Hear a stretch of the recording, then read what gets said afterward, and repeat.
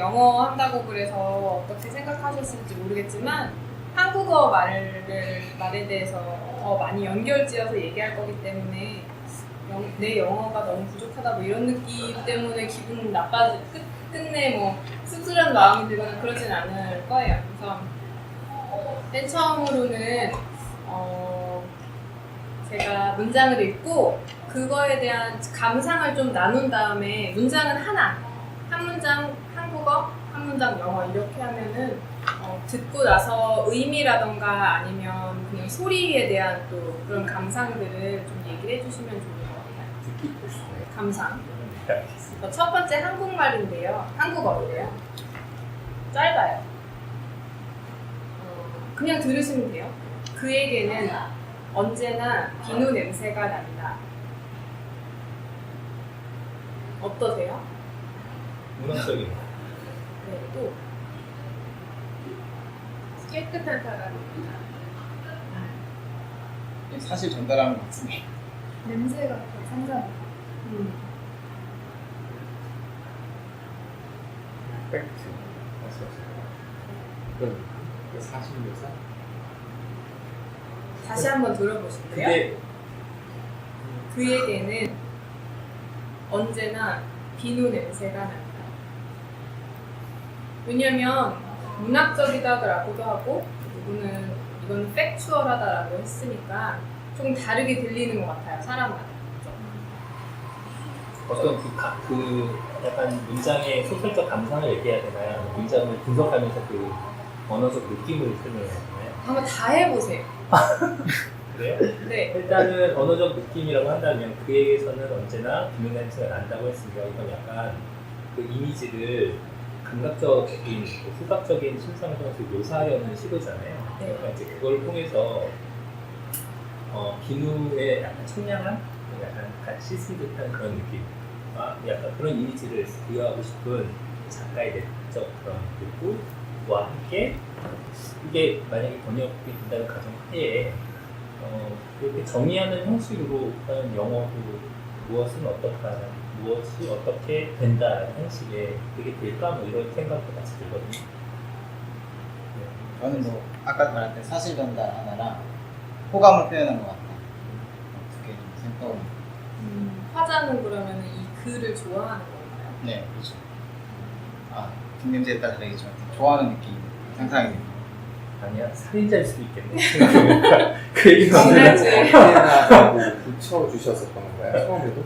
네, 제가 잘못 들은 그에게는 건가 언제나 싶어서. 비누 냄새가 나. 네, 제 느낌이 뭐였냐면 아까는 언제나가 저한테 안 들렸었어요. 그때는 말씀하셨던 약간 추리한다든가 그 형사가 무언가 묘사하는 그런 느낌을 받았는데 네. 언제나라는 거기 딱 들어가는 순간에 갑자기 느낌이 저는 확 바뀌었어요. 어떠세요? 그 후감, 아까 말한 후감 얘기했었잖아요. 그 사람에 대한 어떤 감정을 실는 듯한 느낌으로 바뀌어서 와닿더라고요. 그리고 언제나라는 거는 한 번 본 사람은 아니잖아. 여러 번 봤는데 그때마다 비누 냄새가 났다는 거니까 뭔가 그 관찰하는 대상 관찰하기도 하고 되게 연쇄살인범인 거지. 가까운 냄새로 타겟을 잡는? 남의 냄새를 맡아와요.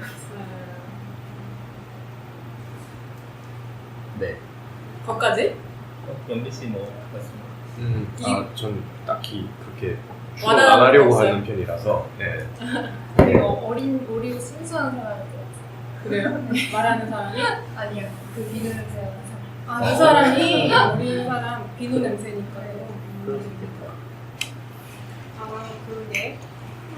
어린이 한국에서 한국에서라고 하니까 왠지 어린애가 라는 생각이 안 들었는데 어린애일 수도 있겠네. 어린 사람일 수도. 자, 과도한 해석이 더 증가하기 전에. 괜찮아요. 저희는 학교에서 이거 가지고 2시간 얘기해요. 정말? 네. 근데 이제 학교 너무 백그라운드가 재밌는데. 있으면 계속 연결을 시키죠. 이게 3단어, 4단어, 음율이다, 어쩌고 저쩌고 뭐가 붙었다, 뭐 이렇게 하는데 그거는 이제 뭐 상관이 없고 이거는 사실 이제 얘기를 해주자면 젊은 느티나무라는 되게 오래된 그 소설인데요. 1960년대에 약간 신여성 같은 여자 그 작가가 쓴 소설 중에 한 부분인데 이게 그 당시에 엄청 유행을 했었던 콧이에요. 컷이 뭐예요? 인용꽃 아, 많이 썼어요. 그래서 컷. 그 엄마가 데려온 자식과 아빠가 데려온 자식 재혼 가정 안에서 여동생이 새로 가족이 된 오빠에게서 느끼는 이공남의 네. 사랑 뭐 이런 거. 네네 그래서 그 중고등학생이에요. 그래서 오빠에 대해서 오빠지만 남이잖아요 사실. 네, 그래서 좋은 감정을 갖고 있는 당시로서는 좀 파격적인 내용이었었어요. 그러면은 한국어를 잘 하셨으니까 이제는 영어로 한번 들어보시고 그냥 소리가 가지고 오는 거라든가 자기가 느낄 수 있는 어떤 거를 같이 또 얘기를 나눠볼게요.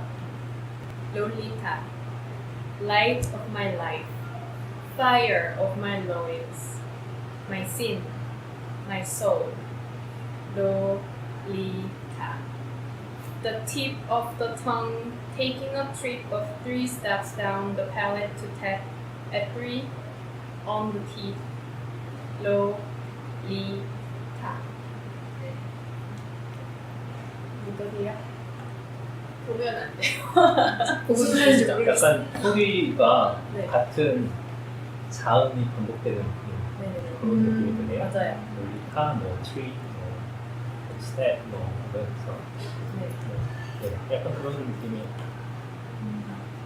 이거 아시죠? 뭔지 아시는 캐릭터인데 그러면 이거 다시 한 번만 읽고 그 다음에 나눠드릴게요.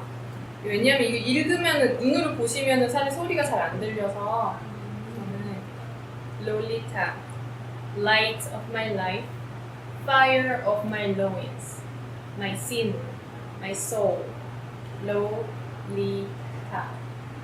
The tip of tongue taking a trip of 3 steps down the palate to tap at 3 on the teeth, Lolita.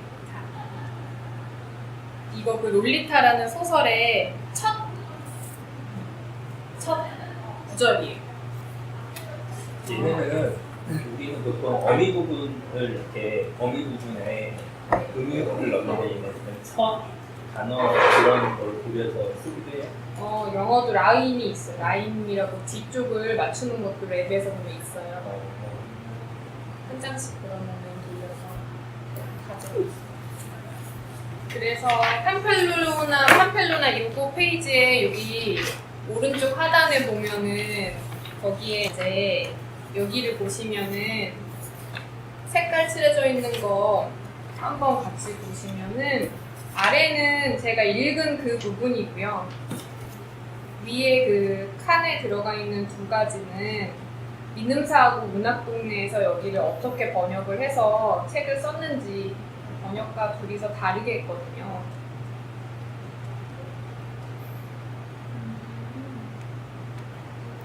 한번 비교해서 보시고 이게 뭐가 더 좋다 혹은 나쁘다, 뭐가 어떻다 이런 의견이 있으면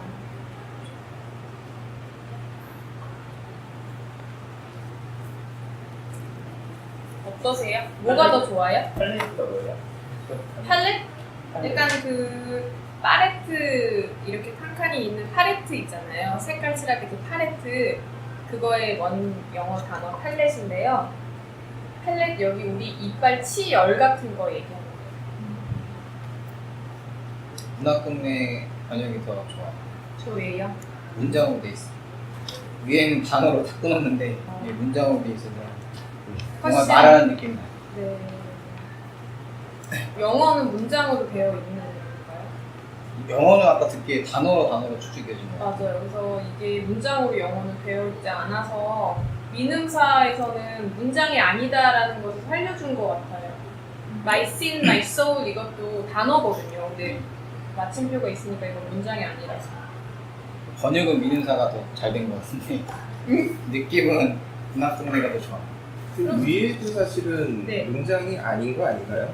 문학동네 같은 경우도 내 삶의 빛, 내 몸에 불이여, 나의 새, 나의 영혼이여 여기도 사실 문장이라고 하기보다는 약간 문학적인 느낌을 살리기 위해서 이렇게 했다라고 보는 게 더 맞지 않아요? 그러니까 위에서 민음사가 굳이 문장이 아닌 걸 표현하기 위해서 너무 끊어서 표현하는 느낌이 강하고 네네. 아래쪽은 조금 더 그래도 문학적으로 표현하려고 노력한 게 아닌가라는 문학적인 어미를 붙여줬다. 예, 좀 어머여 그런, 이렇게. 예, 그런 느낌 살리려고 네. 할 게 아닐까? 이런 생각이 좀 들고 네네네.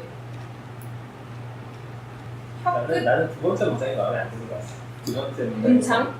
두 번째 문학적인 문장을 거예요? 네. 아니 그게 아니라 둘 다 두 번째 문장은 번역이 좀 이상하다고 생각해요. 난 이걸 보는 순간 그냥 혀 끝을 부르는 그런 느낌, 혀 끝에서 이 이름이 굴러가는 이 느낌을 표현하고 하는 게 아니었을까라는 느낌이 들었는데 네. 얘들은 뭐 세 걸음을 걷거나 툭 친다라는 표현에 너무 이렇게 집중해서 번역을 한 거야.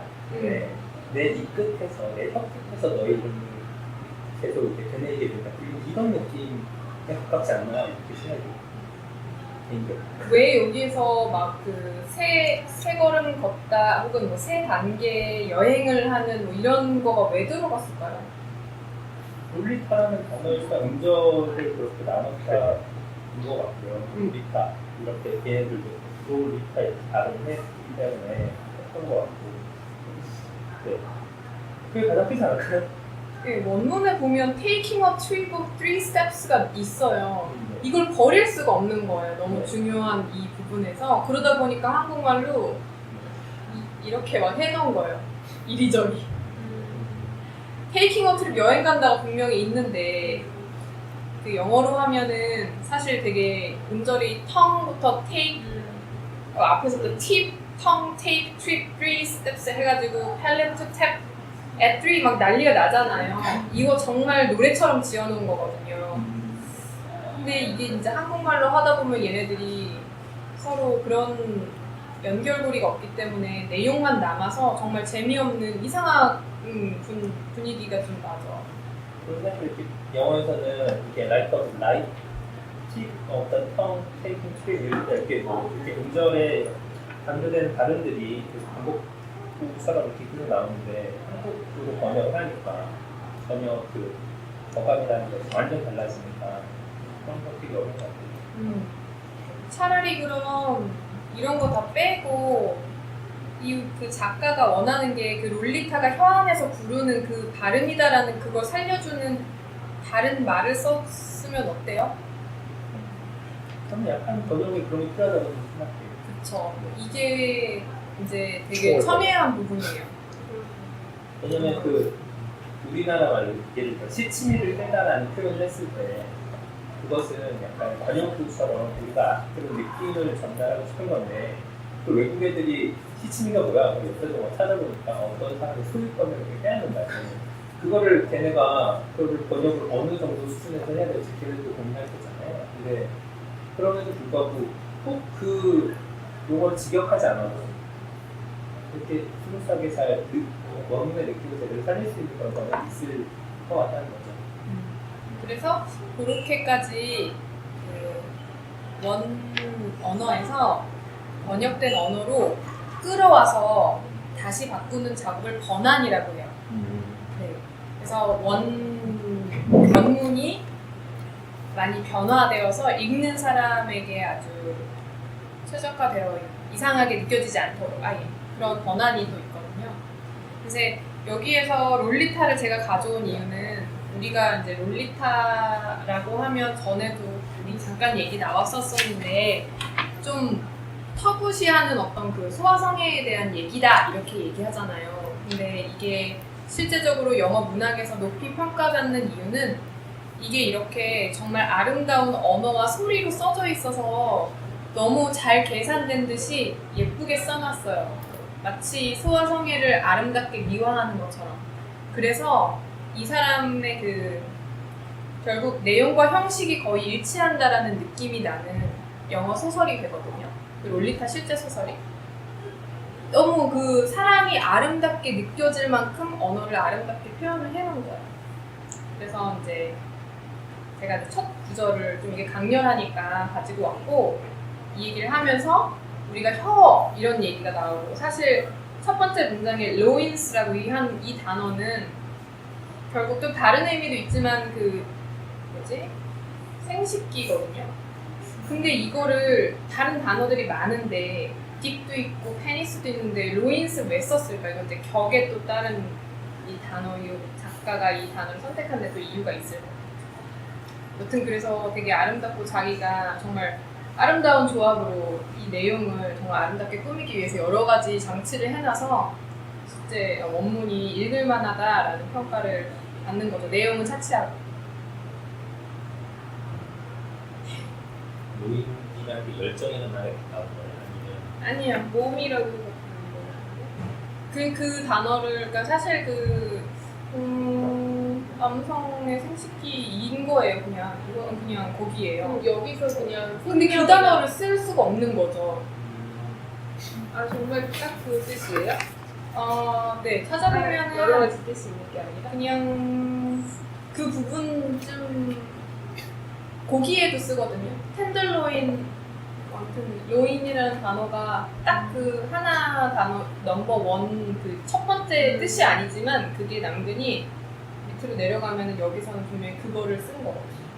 그러니까 그 제 생각은 그런 거죠. 그러니까 똑같은 어떤 단어에서도 상징하는 바가 조금 있잖아요. 네, 똑같은 부위에 대한 언어가 여러 개가 있는데 네. 우리나라 말에도 어떤 단어를 쓰면 좀 느낌이 저속하고 다르죠. 네. 어떤 단어를 쓰면 약간 그거는 상징적 의미로 남성의 그쵸. 상징 뭐 이렇게 보여지고 어떤 거는 진짜 생식기를 그냥 네네. 가진 과학적인. 네. 뭐 이런 차이로 그런 어감을 맞아요, 쓰는 거 맞아요. 아니에요? 현안의 딸게 뭐 이런 거잖아요. 뭐 그렇게 또 어떤 그 중국적인 의미를 데리고 오기 위해서 쓴 거예요. 근데 그거를 제대로 해주고자 한 게 이제 여기서는 뭐 몸, 생명 이렇게 조금 우회적으로 해준 것 같아요. 그러면은 뒷장을 보시고 이제 시작을 할 건데요. 들이밀기와 길들이기라는 그냥 의역과 직역? 네, 이것은 순수 한국말인데 이걸 조금 설명을 해드리자면 번역문으로는 좀 어색해도 원문에 충실하려는 직역, 그래서 출발어를 더 이제 중시하는 게 들이밀기이고 길들이기는 그 반대말이에요. 그래서 도착어, 뭐 영어를 번역한다 그러면 한국말로 더 자연스럽게 읽히는 것을 중시하는 게 이제 길들이기예요. 근데 그 밑에 건 안 읽으셔도 돼요. 이것도 다 제가 미로처럼 해놔가지고 난 설계를 잘 네. 해놓으시고 못 보게. 그래서 이제 어떤 사람은 번역가 중에서도 원문을 무시한 번역은 그거는 가치가 없다. 막 이렇게. 그러면은 네가 작가를 하지 이거를 참고한 어떤 글을 쓴 거지 어떻게 이것의 번역이 되겠냐 이렇게 얘기하는 사람도 있고 번역된 글 자체의 퀄리티가 떨어지는데 아무리 원문을 제대로 그 번역을 해놓은들 이게 의미가 있겠냐라고 하는 또 이제 그쪽에 사람들이 있어서 이건 되게 첨예하게 좀 대립되는 부분이긴 한데 어떻게 해가지고 판단을 할 수 있는가를 좀 보자면 제가 이제 무슨 어떤 책을 번역할 때 누가 읽느냐에 따라서 또 달라질 수 있고요. 어떤 어려운 과학 도서인데 이것을 전문가가 읽어, 과학자들이 읽어. 그러면은 원문에 가깝게 팩트를 더 많이 씹고 그것이 말투가 이상한가 이런 거를 염두하지 않아요. 의학, 논문 특히 그렇죠. 그런데 만약에 이게 쉽게 번역이 되어서 아이들이 읽거나 청소년 책이 되었다. 그러면 이제 말투부터 쉽게 가고 어휘도 다시 만들고 그렇게 이제 가는 거고. 또 근데 재밌는 거는 크게 보면은 번역 문화의 풍토라는 게 있거든요. 그래서 영미권 같은 경우에는 길들이기를 많이 해요. 절대로 그 원문의 내용을 그대로 가져오고 영어가 망가지는 그런 번역을 하지 않아요.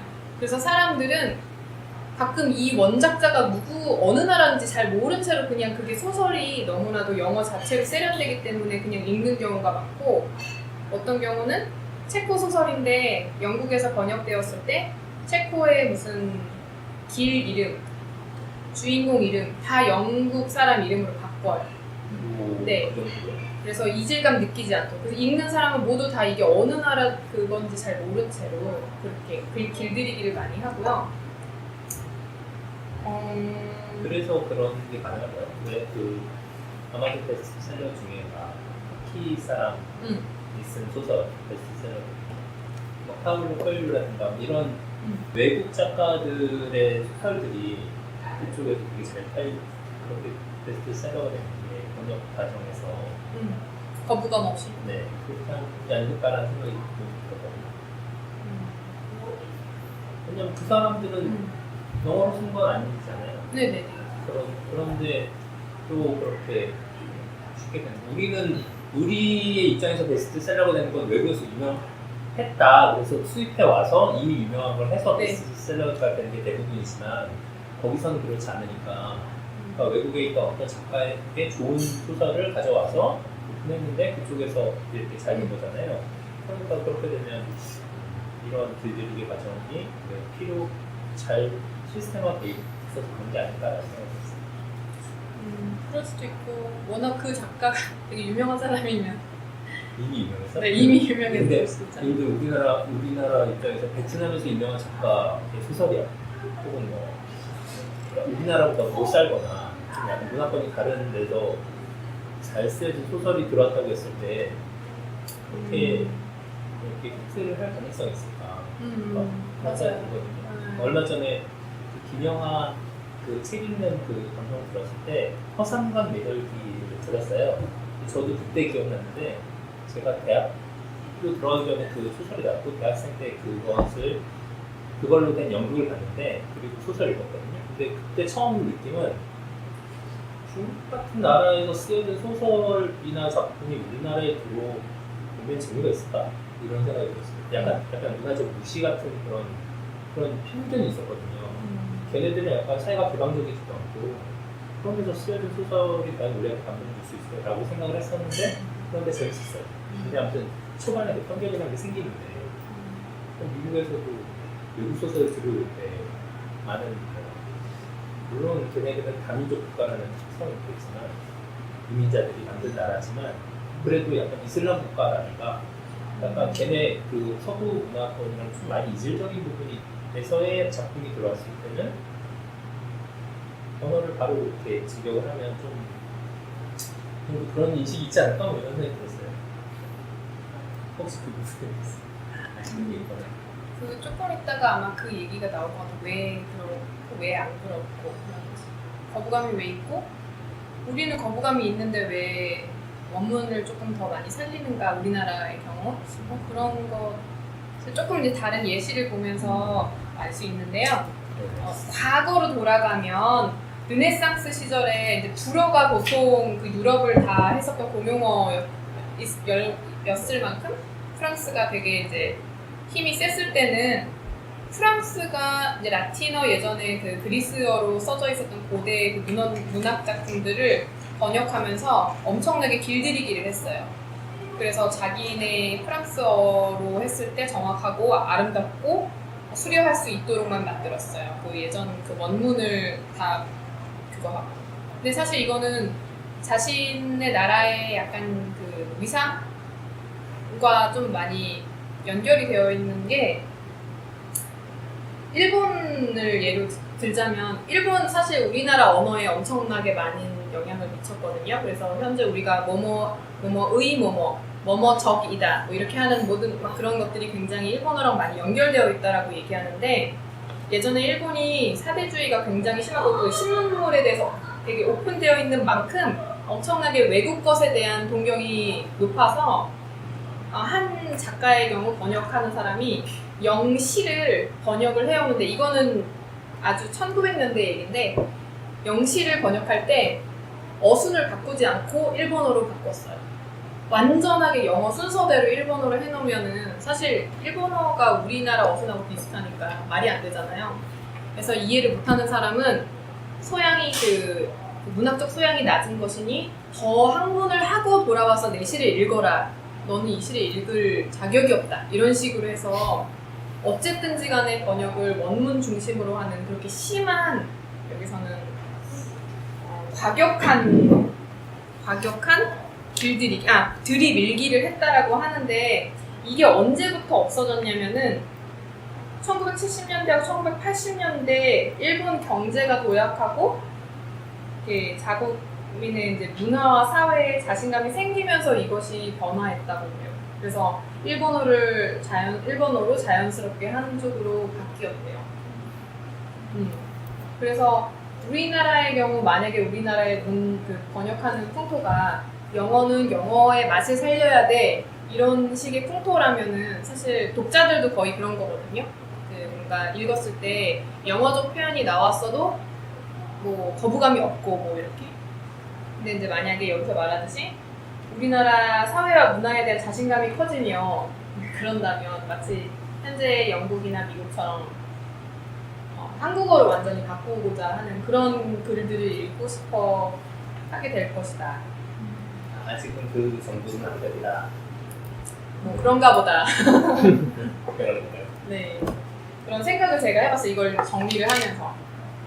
예전에 일본이 영어를 들여올 때 society 하면은 일본어로 없었대요.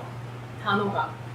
왜냐면 자기네 나라는 뭐 국가는 있었겠지만 그 society에 맞는 단어가 없는 거예요. 그래서 단어를 그냥 만들어서 사회. 그거 우리나라가 가져서 사회로 쓰는 거고 인디비주얼도 없었던 거예요. 개인이라는 단어를. 그러니까 이렇게 없는 단어가 자꾸 영어에서 나오면 그냥 음을 만들어 먹어가지고 그 단어에 맞는 일본어를 만들었대요. 근데 아까 소유격도 없었다 그랬잖아요. 뭐뭐의 뭐뭐. 그거는 일본식 원래말. 모모노 이렇게. 모모노가 우리나라에 오니까 그게 우리나라에는 없었어요? 우리나라가 그런 식의 말을 많이 쓰지 않았던 거죠. 우리나라는 의가 없어도 괜찮아요. 왜요? 엄마의 거울, 엄마 거울. 괜찮아요. 엄마의 것, 엄마 거. 개념은 그러니까, 있는데 네네. 말이 없었다. 그 의를 굳이 넣지 않아도 되는데 넣어주고 그 다음에 이제는 넣어도 전혀 이상하지 않고 그런 보통 글 쓸 때 애들 글 이렇게 가르칠 때 의, 적은 거기다 빼라고 해요. 왜요? 왜냐면 그게 자연스러운 말이 아니니까 우리나라 문장 뭐뭐의 뭐뭐저 그러니까 우리가 하도 번역글을 많이 읽다 보니까 이게 나도 모르게 번역체 그러니까 번역체로 글을 쓰는 경우가 있거든요. 근데 그런 거는 이렇게 읽다 보면 이렇게 자연스럽지 않고 아니면 약간 과도하게 현학적이거나 현악.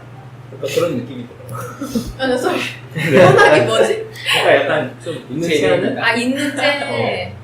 이게 되게 뭐 내용이 있는 체하고 약간 딱딱해 보이고 약간 그리고 한자어를 좀 더 많이 쓰게 되고 그렇게 하게 되거든요. 그래서 의와 적을 빼버리면 약간 그 말이 좀 부드럽게 되고 좀 그런 청탁지도 할 때 원래 좀 정해온 기본적으로 빼도 말이 되면 빼는 게 빼라. 예, 맞는 거라고 배웠거든요.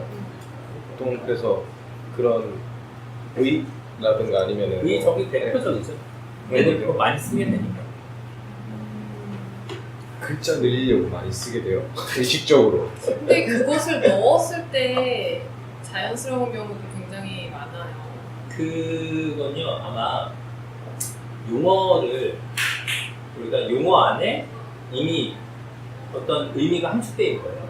그 용어를 써야지만 전문 용어라든가 특정 용어 갖다 이렇게 집어넣었을 때 심리적 나의 마음이 불편해 심리적으로 약간 뭐가 있어 이렇게 하는 것이 좀 있어 보이고 전문가 같고 그 필드 안에서 통하는 뭐가가 되는 것 같은 그런 느낌이니까 그렇게 써줘야 할 때도 있겠죠. 근데 자기 글을 쓰거나 할 때는 좀 약간 다르니까. 여기만 해도 의가 되게 많이 들어요. 혈에는 아래 바로 아래 붙는 그쵸?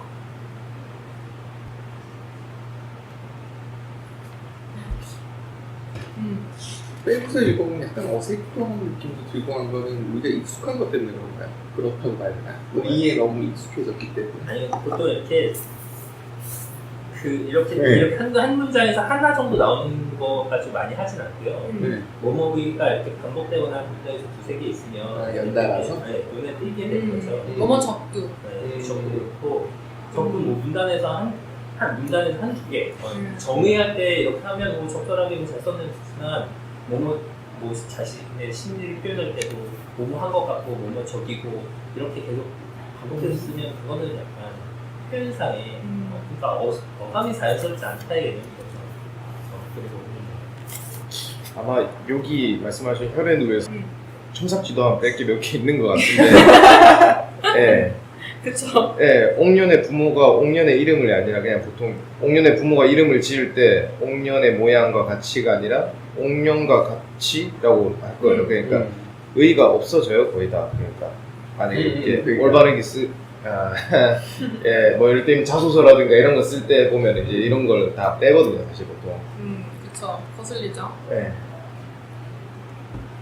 문학적인 뭐 지금 계속 이응으로 뭐 라임처럼 이렇게 만들어 가려고 하는 것 같아서 그냥 뭐 이게 난 읽기에는- 그렇게 생각하지 않고 그래요? 이 시대의 소설이 아마 일본 소설이나 외국 소설에서부터 소설이라는 그 개념을 받아왔기 때문에 그런 식으로 글쓰기를 했던 것 같아요. 아마 이 사람들은 일본어를 좀 잘하고 일본 소설 좀 읽고 나서 자신들이 이제 한국어로 글을 쓸 때 이런 식의 글을 쓰다 보니까 이런 초유의 그 문체가 나왔다고 생각을 하거든요. 근데 이거는 저도 며칠 전에 생각했던 건데 우리나라가 이제 새로운 형태의 예술 장르를 외국에서 받아들이잖아요. 락이라든가 뭐 어떤 외국 음악 같은 거 지금 생각해 보면 우리나라의 어떤 장르를 받아들일 때 외국의 어떤 원형이라는 것들을 모방하면서 약간 그것들 배워온 과정에서 그 형태라든가 뭔가 이렇게 따와가지고 채용하는 거는 약간 어쩔 수 없는 과정이 아닌가라는 생각이 들거든요. 글쓰기에서도 그런 그런 것 같습니다. 말 많이 안 하려고 했고 좋은데. 또 녹음 듣고 막 또 이렇게 많이. 이거는 뭐 감사해요. 맞아요. 근데 이게 사실 저희도 이제 막 그렇게 생각해요. 그 번역체를 지향하자. 이거 일본어에서 온 거, 영어에서 온 거 이런 거 좀 빼자 그랬더니 저희 그 한국어 교수님이 그랬어요. 빼면 아무것도 안 남는다. 그러니까 물론 이게 뭐든지 반복적으로 아까 얘기했지만 막 한 문단 안에 적이 몇 번 들어가고 뭐뭐의 빼도 괜찮은데 넣는 경우에는 빼는 게 맞는데 이게 일본어에서 왔기 때문에 영어에서 왔기 때문에 빼기 시작하면은 사실 한국어는 일본어 영어 엄청나게 많이 들어와 있고 되게 또 좀 흡수를 잘하는 언어이기 때문에 빼버리면은 사실 말해서 그걸 무시하고 사람들이 쓰는데 그걸 안 쓴다라고 하면은 되게 그건 또 이제 짜장면인데 자장면이다. 약간 그런 식으로 현실을 없애더라고요. 반영하지 못하는 어떤 또 이상이 될 수 있다 이렇게 얘기를 해줘서 좀 편하게 생각해라라고 그분은 얘기하시더라고요. 더 이렇게 너무 막 그런 거 적은 일본식이야 이건 쓰지 마 이렇게 하지 말고 사실 빼려고 하면 심리적 이거를 다른 말로 표현하기가 너무 힘들거든요. 네. 일반적으로 이거를 뭐 심리적으로 일반적으로 우리가 너무 많이 쓰기 때문에 그게 그런 게 있어요. 그래서 아무튼 그렇고 지금 몇 시인가요? 괜찮아요? 그러면은 조금 지루하긴 하지만 이제 한국이 어떻게 해가지고 번역을 했는가 이런 거 얘기를 조금 하자면 어저께 비정상회담을 우연히 봤더니 김영하 그 작가가 또 진짜 인기 요즘에 많아서 엄청 핫한가 봐요. 텔레비에 맨날 나오는데 이제 그분이 나와서 하는 얘기 중에 왜 우리나라 작가 중엔 노벨 그 문학상을 탄 작가가 없냐 그랬더니 김영하가 우리나라 문학계는 역사가 1950년대 해방 이후부터 시작되었다. 그 전에는 사실 한글이 세종대왕이 만들었다 쳐도 지식인들, 그러니까 읽고 쓰고 하는 지식인들은 모두 한자로 읽고 썼고 그 후에 한글이 이제 좀 이렇게 되려고 했었지만 또 이제 일본이 들어오고 지식인들이 대부분 일본으로 유학을 가고 뭐하고 하면서 일본어로 읽고 쓰고 했다. 그래서 되게 놀라운 사실은 일한 사전이 1960년대에 처음 나왔대요. 그것을 필요로 하지 않았던 거죠. 그냥 일어를 거의 모국어처럼 쓰는 지식인들이 대부분이었고 사전이 거의 필요가 없을 정도로 일어로 많이 이제 혼용을 했었고 한국어로 써놓은 소설을 거의 알아주지 않았기 때문에 그쪽에 계 자체가 없었고 문학계 자체가 없었던 것 같아요. 한국어로 하는 거는. 그래서 너무 사실 생각해보면 소설의 양도 적고 히스토리도 너무 짧고 그런 상태다라고 얘기했는데 저희가 그랬기 때문에 아직 상을 못 탄 사람이 없다 그렇지만 작년인가 재작년인가 맨부커상을 탔죠. 번역된 걸로 영어로. 난 별로 좋게 안 봐요. 왜 좋게 안 보셨어요? 그 소설 내용이 보편적인 뭐가 아니라 그냥 약간 한국에 대한 편견을 심어줄 수 있는 그런 이미지를 가지고 소설을 써서 그래서 그런 특수성에 기반해서 상을 준 게 아닐까 이런 생각이 들어요. 예를 들어 이제 뭐 예를 들자면 어떤 느낌이냐면 이란의 어떤 애니메이션 중에 페르세폴리스라는 애니메이션인데 그 애니메이션의 내용은 어떤 이란 소녀가 겪게 되는 이슬람 문화 안에서 여성 차별을 애니메이션을 그려서 그것을 세계적으로 알렸을 때 사람들이 저런 약간 현 시대에 약간 남녀 차별적인 문화, 사회 문화가 아직도 존재하고 저렇게 고통받는 세대들이 아직도 뭔가 어린아이 그것 때문에 플러스 점수를 받아서 받은 상이다라는 생각이신 거예요? 그런 것처럼 한국에 대해서 어떤 그 묘사는 어떤 그런 차별적 그런 시선으로 아직도 우리를 미개하다고 생각해서 미개한 것에 대한 통렬한 성찰이다 어떤 르포 같은 그런 느낌을 보여준 소설이어서 상을 받았다고 생각했기 때문에 그 받은 이유가 내용에 대해서 포커스를 좀 예, 맞췄다라고 그렇군요. 한국의 그런 상황에 대한 그걸 따지면은 비슷하게 다른 소설도 있을 수 있잖아요. 그 상을 탄 예. 근데 그 중에서 이제 번역을 아니면 우리나라 소설 중에 다른 소설 중에 우리나라의 사회상으로 충분히 나왔던 소설들이 굉장히 많은데 그러니까 사실 번역이 많이 되지 않은 거고 사실은 그렇게 생각 왜 최근에 들어서 왜 하필이면 그 작품이 뭐 이런 게 좀 좁혀나가다 보면 근래에 한 우리나라 국력이 많이 신장돼서 외국에서 특히 프랑스에서 뭐 한국에 대한 관심이 많이 이렇게 높아졌다고 하는데 그런 어떤 그런 시류에서 흐름에서 한 20년 전이나 10년 전과 비교해서 우리나라가 문화적으로 굉장히 좀 유명해졌으니까 그런 영향도 있을 거고 거의 한 상을 탈 타이밍이었다? 그렇죠. 저는 궁금했던 게 올림픽이 열 타이밍이었다라는 그런 거죠. 식으로. 아까 말씀을 계속할 때 번역할 때 어감이나 이런 부분을 굉장히 그 부분도 신경을 써야 된다는 얘기들을 해주셨는데 그 부분이 어땠는지가 굉장히 궁금해지는 거예요. 그 그쵸. 어감이 제대로 어떤 식으로 전달이 되는지 그리고 다시 예를 들어 해외 문학이 들어올 때 마찬가지 그 부분도 있는 거잖아요. 그러니까 내용이라는 부분이 있다면 굳이 나누자면 네네.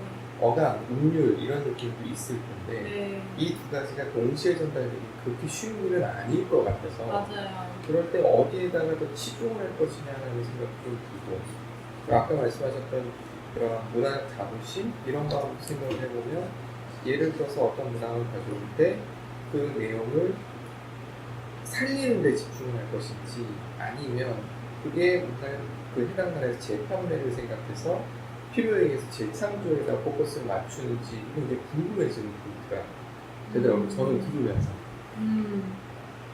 그거 다 되게 중요한 부분이고 사실 그거 뭐 답은 없고 네. 그건 사실 그 책 출판사 편집장하고 이제 번역사하고 서로 원작자하고 얘기를 해서 이메일로 해가지고 계속 얘기를 나누면서 얼만큼 어떻게 이거를 표현할 것이냐 이거를 보통은 이제 편집자하고 에디터들하고 얘기를 많이 하죠.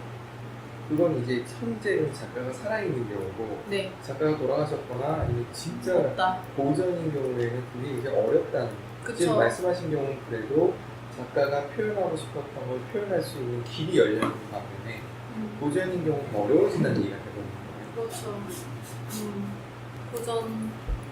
고전의 경우는 이미 다 번역이 되어 있잖아요. 보통 유명한 것들은. 네. 근데 이제 그것들을 다시 작업을 하는 게 필요하거든요. 사실 읽어보면 너무 옛날 한국어들이 많아서. 근데 그러면 그걸 누가 돈을 낼 것인가? 왜냐면 책이 팔려야지. 근데 또 이게 책이 고전들이 스테디셀러 이런 게 아니거든요. 의미만 있는 거지. 그렇기 때문에 사실 옛날 한국어로 그게 남아있는 고전들이 굉장히 많아요. 시장적인 문제 때문에.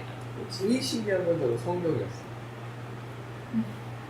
뭐 부끄러운 그런 거는 그렇다. 지금 말씀하신 그 시장 논리가 적용이 되기 때문에 일단 힘을 죽는 줄 알았거든요. 너무 말이 이상해가지고. 네, 한 문장 한 문장 넘길 때마다 곱 씹어봐야 되는 상황을 겪었어요. 성경책 같은 경우는 사실 그 종교 재단이잖아요.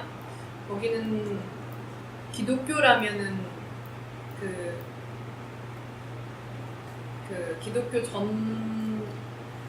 서적 전문 번역가들이 돈을 많이 받고 일을 하고 있어서 저는 그 부분은 잘 모르겠지만 괜찮지 않을까 싶은데.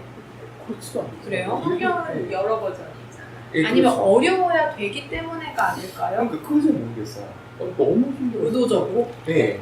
해석을 꼭 해야 되는 상황을 만들어서 음. 종교에 뭐 권위 있는 사람들의 해석을 들어라 이런 걸 수도 있다는 생각도 들고 잘 이해가 안 갔어요. 왜 말씀하셨던 뭐 그런 부끄러움이나 구주론이나 이런 고전들은 돈 되는 사람이 없어서 그래 라고 하시는데 이건 그렇지도 않은데 너무 어렵다는 거죠. 그리고 걔는 그냥 원래 어려운 거 아니에요? 모르겠어요. 성경에는 쉽게 쓰면. 그런 게 있더라고요. 1획도 마음대로 바꾸지 말아라. 되게 큰 벌을 받을 거다. 이런 말이 있어서 아마 더 되게 보수적으로 번역하는 것 같은데 요새 들어서 새 번역? 뭐 이런 것도 있고 근데 성경은 이거랑 조금 다른 게 그 시대가 너무 차이 나가지고 쉬운 말로 해놔도 너무 어려워요. 왜냐면 그리고 읽히긴 읽히는데 이게 무슨 상황인지 알 수 없는 부분이 너무 많아요. 그럴 거는 같아요.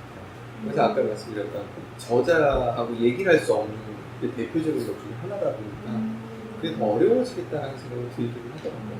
그렇죠. 성경 같은 경우는 특히 그게 되게 중요하겠네요. 근데 뭐 말을 드는 생각이 이게 앞부분에 그 설명하셨잖아요. 길들이기가 되려면 약간 그 문화적인 어떤 자신감 같은 게 있어야 네네. 그것을 자기 스스로 이렇게 받아들이게 된다라는 거죠. 옛날에 우리나라 악기 같은 것도 고전 악기 보면 중국에서 들어온 악기들의 거의 원형을 바꾸지 않고 그대로 숨겨놨거든요.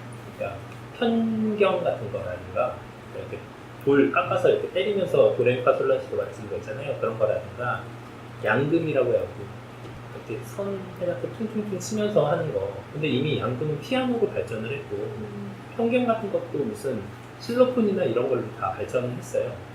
그러니까 원래 그것들을 개발했던 나라들은 그런 것들을 점차 발전시켜 가서 새로운 것이 출현한 반면 옛날에 우리가 이렇게 받아들였을 시대의 것들을 그대로 원형을 고전하고 있는 거죠. 그게 아마 문화적 자신감이 없었기 때문에 만약에 우리가 선교사를 통해서 하지 않고 우리가 종교적으로 이렇게 수입된 그런 문화가 아니었다면 예를 들어 성리학 같은 것들도 우리가 그렇게 우리 스스로 어떤 그런 유교 사상을 만들었다면 계속 변화 발전했을 텐데 해석을 가지고 분분하게 조선을 내내 계속 그 원전은 어떻고 원전은 어떻고 이런 논의가 계속됐던 건 문화적 자신감에 기반한 외국인의 것을 근데 받아들인다. 사실 그랬잖아요. 이제 중국을 모신다라는 느낌으로 이제 살고 일본한테는 점령을 당한 채로 살고 있기 때문에 원문을 더욱 중시했을 수밖에 없을 것 같아요. 그러니까 너 그거 오리지널이야? 이렇게. 그죠? 그게 이제 그게 전반적인 문화는 그게 번역도 마찬가지. 성경 번역이 왜 그럴까? 그것도 원문에 해당됩니다. 그것의 사례는 이제 조선시대의 주자도 그런 식으로 그대로 유지가 됐고 다른 문화 분야, 뭐 음악에서도 외국의 악기가 그대로 초기 모습 그대로 계속 유지가 됐고 한편으로는 이해는 가능해요. 들여올 때 사실 그 오리지널의 또 가치가 있잖아요. 안 그런 부분도 많이 있어서 강백호 씨가 원래 이름이 뭔지 아는 사람 있어요? 그게 누구예요? 근데 슬램덩크 그거는 주인공이에요. 근데 그러니까- 그거는 애들이 보는 거잖아요. 만화. 원래님 왜요? 일본 이름이 이게 이게 뭐예요? 갑자기 아, 저 기억은 지금 안 나요. 혹시 긴다이치 코이스케라고 알아요? 거의 다 알걸요? 김전일이라고 거의 다 모르세요. 근데 이름은 한문은 맞아요. 똑같아요. 김전일이에요. 그대로 쓴 거예요. 근데 세 글자짜리는 보통 한국 이름 그대로 쓰고요. 한국에 네 글자짜리 이름이 잘 없으니까 보통 네 글자짜리 이름은 옛날 여기 있는 만화책들은 거의 대부분 지명 이런 거 거의 대부분 다 한국어로 바꿔서 했거든요. 특히나 저희가 아는 슬램덩크의 고등학교 이름들은 다 한국어 이름이에요. 비싼 거. 예. 근데 그거는 이제 그거라서 그런 거 아니에요? 일본어 문화 우리나라가 막았었잖아요. 맞아요. 예, 그런 것도 그런 있고. 부분도 때문에 있어요. 그래요. 예. 그때는 그랬던 부분도 있는데 사실 불법 복제해서 그렇게 네. 번역해서 그런 거지. 지금도 사실 좋은 번역의 예라고 보거든요. 되게 이름이 캐릭터 물론 제 안 보신 분도 있겠지만 예, 이름에서 사실 이질감이 저희가 네, 아니야, 그럼 우리가 이미 실제로 봤을 익숙해져서 그래. 익숙해져서 그럴 수도 있어요. 예, 이거잖아. 그럴 수도 있는데 제가 그거랑 아주 되게 흡사한 우리나라 초창기에 이렇게 했던 번역 사례가 있는데 그 A Dog of Flanders라는 거 있어요. 이거 플란더 세계? 네 그거잖아요. 1912년에 처음 들여왔을 때 제목이 불쌍한 동무 였어요. 북한식. 불쌍한 동물? 동무 친구. 어. 그리고 넬로가 이제 네로 그 주인공 이름은 지나미, 파트라슈는 바둑이, 알로하는 애경이, 기나미하고 바둑이 하는 할아버지 이름은 그 제앙다스라는 이 벨기에 이름인데 조선달로 바꿔서 이제 동화책을 냈었거든요. 초창기 저희가 이렇게 이제 번안을 했었어요. 완전히 외국스럽지 않게. 왜냐면 이제 외국 그 당시에는 사실 어린이들이 읽었을 때 제앙다스가 할아버지 이름이면은 이상하잖아요. 너무 이상하고 문화적으로 너무 괴리감이 크기 때문에 당연히 강아지 이름은 당연히 바둑이기도 하고 이렇게 당연하게 넘어왔는데 이제는 좀 그렇지 않고 사실 이제는 만약에 일본어 책이 한국어로 된다고 치면 우리 되게 아무로나미 이거 너무 옛날 사람인가? 근데 익숙하기 때문에 일본어인 와도 괜찮지 않을까요? 지금도 사실 그러니까 게임에서 특히나 블리자드에서 되게 로컬리제이션해서 현지화해서 이렇게 한국어로 고의적으로 좀 번역을 많이 해서 불러요. 그러니까 특히나 게임이니까 단어 같은 것들을 한국어로 번역하기 힘든 부분이 있죠. 말씀하신 것처럼 유명한 게 몇 가지인데 프로스트몬이라는 게 있어요. 번역하기 되게 힘들게 뭐 이렇게 검 이름이에요. 칼 이름 프로스트몬이. 근데 이거를 이제 번역하기로 서리한이라고 번역했거든요. 프로스트는 뭔지 아실까요? 냉기 뭐 이런 거고 모운이 뭐 죽음 뭐 이런 뜻인데 이게 서리한이라고 되게 멋스럽게 잘 이렇게 번역한 사례로 많이 남아 있거든요. 그리고 이모탈은 불멸이죠. 모탈은 보통 어떻게 표현하시나요? 죽을 운명의. 네, 보통 그렇게 표현하는데 필멸자라고 표현해요. 필멸자. 네. 왜 다 한자어로 해요, 근데? 아, 빨리 불러야 되니까? 예, 예, 그런 것도 있고, 그러니까 짧게 불러야 되니까. 짧게 불러야 돼. 그 장길이 예. 얼마나 예, 뭐 그런 식으로 이제 표현을 많이 하더라고요. 그래서 사실 이게 처음에는 맨 처음부터 그렇게 부른 건 아니었어요. 그러니까 스타크래프트가 되게 한국에서 크게 유행이 되고 하면서 이제 한국 시장에 대한 고마움 이런 것 때문에 그 시리즈가 계속 있으니까 예전에부터 게임을 했던 사람들은 영어 이름이 익숙한데 그 다음 시리즈에서는 한글로 고쳐서 이렇게 시리즈를 내니까 그게 더 이상해. 처음에는 이상했어요. 그런데 처음엔 이상했는데 사람들이 이제 또 계속 이게 이어지다 보니까 이게 또 익숙해진 거예요, 이제. 예. 그래서 사실 지금도 사실 그런 식으로 이제 이제 게임 커뮤니티에서는 초월 번역이라고 많이 부르거든요. 그런 방식으로 번역하는 경우도 많고 사실 요즘에는 한국어로 되게 외국에서 특별하게 인연이 없는데도 불구하고 한국어로 번역을 되게 많이 해요, 게임도. 근데 그거는 이제 전략적인 목적일 수가 있잖아요. 사실은 전략적인 목적이 빨리 내가 이 시장에서 빨리 그 캐파를 빨리 잡아야겠다라는 목적이 있잖아요. 빨리 이 게임을 유저들한테 익숙하게 하고 친밀감을 느끼게 하고 그래서 많이 게임을 그렇게 잘 사용할 수 있도록 왜 요즘에는 저는 롤이라는 게임을 하는데 리그 오브 레전드라는 게임을 하는데 이제 그 게임에서 오면은 초반에 했을 때랑 지금과 많이 달라진 게 있다면 초반에는 지역색, 그러니까 다른 국가의 색깔에 대해서 별로 많이 의식하지 않았어요. 걔네들의 많은 캐릭터들은 서구 문화권에 있었던 어떤 그 영웅들이나 뭐 이런 데서부터 신화들에서부터 그 캐릭터를 차용을 해서 만들었거든요. 뭐 나서스는 이집트의 무슨 세트라든가 뭐 이런 신화적인 것도 찾았는데 점점 그 캐릭터가 늘어날수록 애니메이션부터 시작해서 일본 애니메이션 들어오고 한국에 있는 그 뭐지 구미호 캐릭터가 들어가고 중국에 있는 어떤 캐릭터가 들어가고 이런 식으로 그 세계화를 하면서 그런 걸 넣더라고요. 그 다음에 또 바뀐 건 색감이 바뀌었어요. 그러니까 딱 봤을 때 옛날에는 게임을 보면 색감으로 이게 미국 게임이야, 유럽 게임이야, 혹은 뭐 중국 게임이야 이런 구분이 가능했거든요. 초반에는. 그래서 근데 얘네들이 언젠가부터 색감이 좀 더 채도가 높아지고 지금 보면 약간 유치한데 중국의 색감이 많이 들어간 거예요. 근데 알고 보니까 중국 투자가가 지분을 많이 샀어요.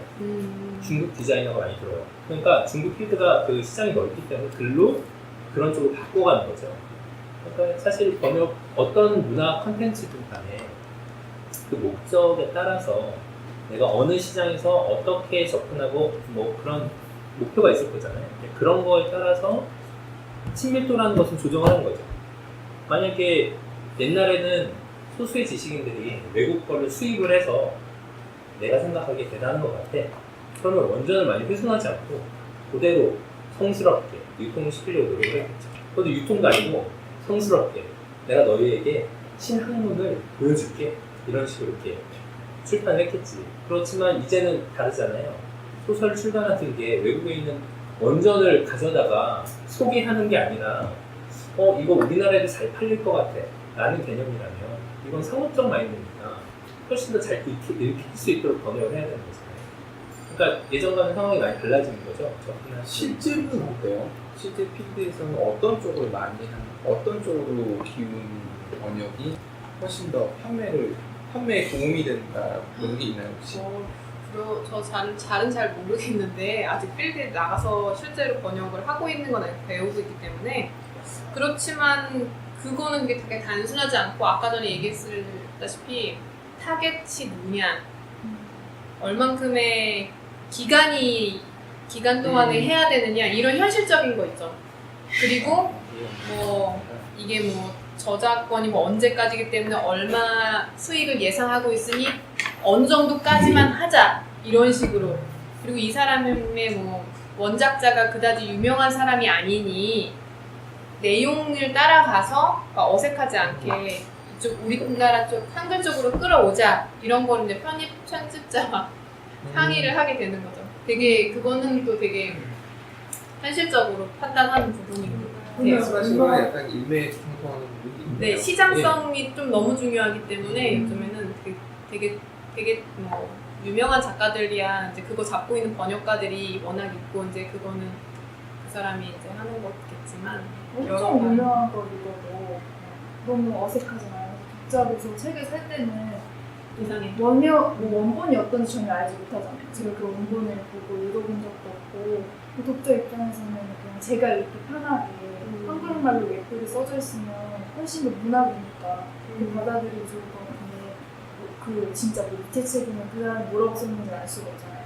뭐 영어적인 걸 살렸는지 그 사람이 원본을 살렸는지 한국어를 살렸는지 독자는 판단할 수가 없으니까 그 독자를 위해서는 길들이는 게 당연히 좀 더 시장성이 높을 것 같은데 니체? 뭐 어떤 예를 들면 니체를 좋아하는 사람이에요. 그 사람의 그 철학서를 많이 읽었다면 그렇게 시장성을 고려한 작품을 싫어할 거예요.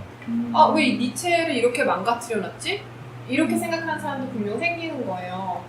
나 비교해 볼 거야 말면서. 특히 어디에서 되게 심하냐면 되게 빠들이 많은 덕후들이 많은 어떤 뭐 예를 들면 그 영화 시리즈도 그렇고 책 시리즈도 그렇고 거기에서 뭐 하나 제대로 살려내지 못했다라고 하면 버렸거나 이렇게 많이 하거든요. 영화도 그렇잖아요. 소설 영화가 했을 제대로 때 못하면 엄청 그 분노 하려면 엄청 제대로 하고 아니면 아예 그렇게 아예 잘 못한다 이렇게는 안 하죠. 다들 열심히 하기는 하는 거지만 이게 깊이가 얕게 해버리면은 이 깊은 것을 원하는 사람들도 사실 되게 중요한 독자층인데 소비자층인데 얘네들을 만족시켜주지 못하게 되니까 또 너무 새롭게 읽는 독자를 위해서 쉽게 읽히도록만 하기는 너무 힘든 거예요. 그래서 조금 이게 근데 또 왜 추세라는 게 있지 않아요? 이게 원본과 사본의 문제잖아요. 근데 자꾸 그 원본의 위상을 내려가는, 그러니까 길게 봤을 때 어떤 원작자의 네임밸류에 따라 또 다를 수 있어요. 질문이 있는데 왜냐면 유명한 사람이고 이 사람 책은 되게 막 그래도 높이 사지는 그래. 책이야. 그러면 똑같은 원작자였다면 과거에는 그림 읽기를 더 많이 했다면 지금은 근데 과거랑 비교하면 지금은 우리나라 훨씬 길들이기 쪽으로 그렇죠. 당연히 왔어요. 예. 맨 처음엔 완전 번안이었으니까 그러니까 뭐 불쌍한 동무처럼 번안이었다면 지금은 훨씬 길들이기 쪽으로 왔죠. 그림 읽기 다음에 그 밑에 있는 부분 이제 드디어 옥면의 얼굴 거기 한번 읽어볼게요. 사실 근데 아까 전에 말씀하시면서 제가 얘기하려고 했던 거랑 너무 반대로 얘기해가지고 진짜요? 그렇구나. 자 그러면은 거기 2인지게 이거 지금 몇 년도 거냐면 1906년이래요. 신소설. 그러니까 그 당시에는 한국말로 그러니까 한글로 소설을 쓰면은 이거는 정말 잘 없는 거니까 다 보통 이제 한자를 쓰니까 이 사람 좀 이제 지식인층에서 좀 깬 사람이다, 진보적이다 해서 한국말로 이제 서민들을 위한 책을 쓴 거죠. 그 중에 이제 한 부분이고 그 밑에 있는 거 최인훈의 만가 이거는 아마도 60년대 쯤일 것 같아요. 60, 70년대 이 두 개를 한번 읽어보시고 아까 전에 그 위에 거 혈해놓는 옥면의가 너무 반복되는 것이 부담스럽고 싫다라고 말씀을 해주셨죠. 저는 말씀하셔서 의와 적 얘기하셔서 그냥 말씀드렸어요. 우선은 눈에 거슬리면 그거는 이제 싫은 거 맞거든요. 나는 최인훈을 읽었던 기억이 나는데 이 사람은 그 당시 사람임에도 불구하고 굉장히 문체가 현대적이었다라는 느낌을 받았었거든요. 최인훈. 마치 지금 그러니까 소설 최인훈의 광장인가? 아무튼 되게 유명한 작품 몇 개 있었는데 그걸 읽을 때 이 사람은 시대를 앞서가는 그런 소설가 표현을 하는 네. 그 앞에 거 읽을 때는 뭔가 답답하고 뭐지? 좀 막힌 느낌인데 읽으면 잘 유하게 느껴져요. 편하게. 그렇죠. 네. 가독성이 정말 좋죠. 번역체는 아무래도 좀 힘들어요. 정말 이거 이렇게 잘 읽히지가 않아요. 예쁜데 네. 이거는 뭘 얘기하고자 하냐면 원래 한국어에는 3인칭이 없었다고 해요. 그러니까 고대 한국어겠죠. 그러니까 전통 한국어겠죠. 그 he, she, they 이게 없는데 이게 일본어도 없었는데 만들었다고 해요. 그녀 같은 경우. 네. 그렇게 되다 보니 우리나라 말도 그는 있었지만 그가 그 남자를 가리키는 것이 아니었지만 이제 남자를 가리키고 그녀를 만들어 조합시켜서 이거 그녀도 일본어로 카이 근데 없으면 그렇죠. 어떻게 해서 그 여기 보이지 않는 여인네 뭐 그 여인네 명사가 들어가는 거예요. 그 여자 이렇게 그녀 그게 그 여자가 줄여져서 그녀가 됐겠죠 아마. 그래서 아니 근역이라고 하잖아요. 근역 그 사극에서 뭐죠 그렇지 않나요? 그러면 근역. 여기 여자라는 뜻이었나 보죠? 고어가 있었나 보네요. 그러면. 그래서 모르겠어요. 그래서 그런 식으로 쓸 수는 있었지만 거의 우리나라 말에 그녀가 지금 쓰이는 그녀 그들처럼 막 많이 쓰였던 단어가 아니었던 거예요. 근데 이게 워낙에 영어가 많이 번역이 되고 우리나라에 문학도 들어오고 어떤 사회 과학 그런 도서들 우리가 신기술이다 하면은 다 영어 쪽에서 이제 들어오게 되니까 이런 것들을 없으면은 전혀 이제 글을 읽을 수가 없게 되니까 만들어냈죠. 근데 보면은 이거 두 번째 만가 보면 그녀 나오죠. 괜찮으신가요? 어색하세요? 그녀가 여기 들어가 있는데 이거 진짜 옛날에 쓴 거지만 괜찮죠? 오히려 아까 전에 이 옥면의가 반복되는 것이 눈에 딱 들어온다고 했었던 거는 어쩌면 예전에는 괜찮았을 수 있지만 이제는 우리는 이렇게 옥면의라는 어떤 그 사람 이름을 반복해서 하는 것이 좀 어색해진 것일 수도 있어요. 현대 사람들이 국어를 읽을 때 100년이 지났으니까 이건 또 옛날 한국어가 되겠죠. 근데 실제적으로 영어 영문에서는 이렇게 반복을 하면은 정말 어글리한 글이 되거든요. 이름을요? 아니면 대명사를? 어떤 단어가. 앞에 단어를 대명사 네. 맞지 않고 그냥 네. 바보 그러면 그래서 그 사람들이 그것을 아주 병적으로 피해요. 그래서 옥면에 이렇게 만약에 한국말이 되어 있는 거를 영어로 번역한다 했을 때 옥면을 그대로 영문에 쓰면은 한 가지 얘기를 하자면 한 번 쓰면 괜찮다 그러고 두 번 쓰면 참아줄 만하고 세 번 똑같은 단어가 나오면 disgusting하다고 얘기해요. 영문에서 그 단어를 똑같이 계속 쓰면. 근데 이 영어에서는 운율을 앞에다가도 중간에도 맞추지만 앞에다 많이 맞추잖아요. 나이소, 네네 이렇게. 그렇게 그것도 맞추고 우리도 그녀가 이렇게 할까? 그러니까 그렇게 시적으로 의도가 이씨 문장을 만들었다면 괜찮지만 어떤 의도가 없는데 우리나라 이게 막 의도가 있어가 아니고 그냥 습관처럼 계속해서 그렇게 쓰면은 영문에서는 세련되거나 수려하게 쓰지 못했다라고 판단이 되거든요. 패턴이 너무 달라요, 영어랑 한국어랑. 그래서 예를 들어서 제가 밑에 제인이라고 써놓은 거는 만약에 한 여성에 대한 얘기다. 그 글 안에서 제인이 나왔어요. 그러면은 다음에 대명사로 she나 her 이렇게 받아주고요.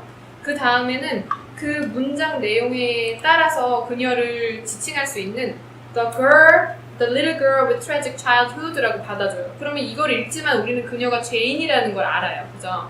또 그 다음번에 제인을 얘기해야 된다? 그러면 the daughter of a fisherman이라고 얘기해요. 근데 이렇게 해서 계속해서 그 단어의 반복을 피해준다. 그렇기 때문에 이렇게 대명사도 발전되어 있지만 우리나라는 그냥 그 단어를 계속 반복해서 쓰는 것이 크게 나쁘지 않다. 아직까지는. 반복해서 쓰는 것도 이상하죠. 글을 쓸 때. 우리나라 글에서도 같은 단어 반복하면 이상해요. 그러니까 그게 어미를 뭐뭐하다로 끝나도 이상하고. 맞아요. 예, 그러니까 어쨌든 모든 글에서는 진부한 표현은 반드시 피해야 되니까 진부한 단어라던가 서술이라던가 이런 걸 피하기 위해서 하는 것인데 이제 여기서 이제 인칭을 할 때 외국은 특별하게 대명사가 발달했기 때문에 그걸 먼저 만들고 있었다고 한다면 다른 우리나라는 좀 다른 서술어를 계속 바꿔주는 그런 형식에 먼저 발전을 했겠죠.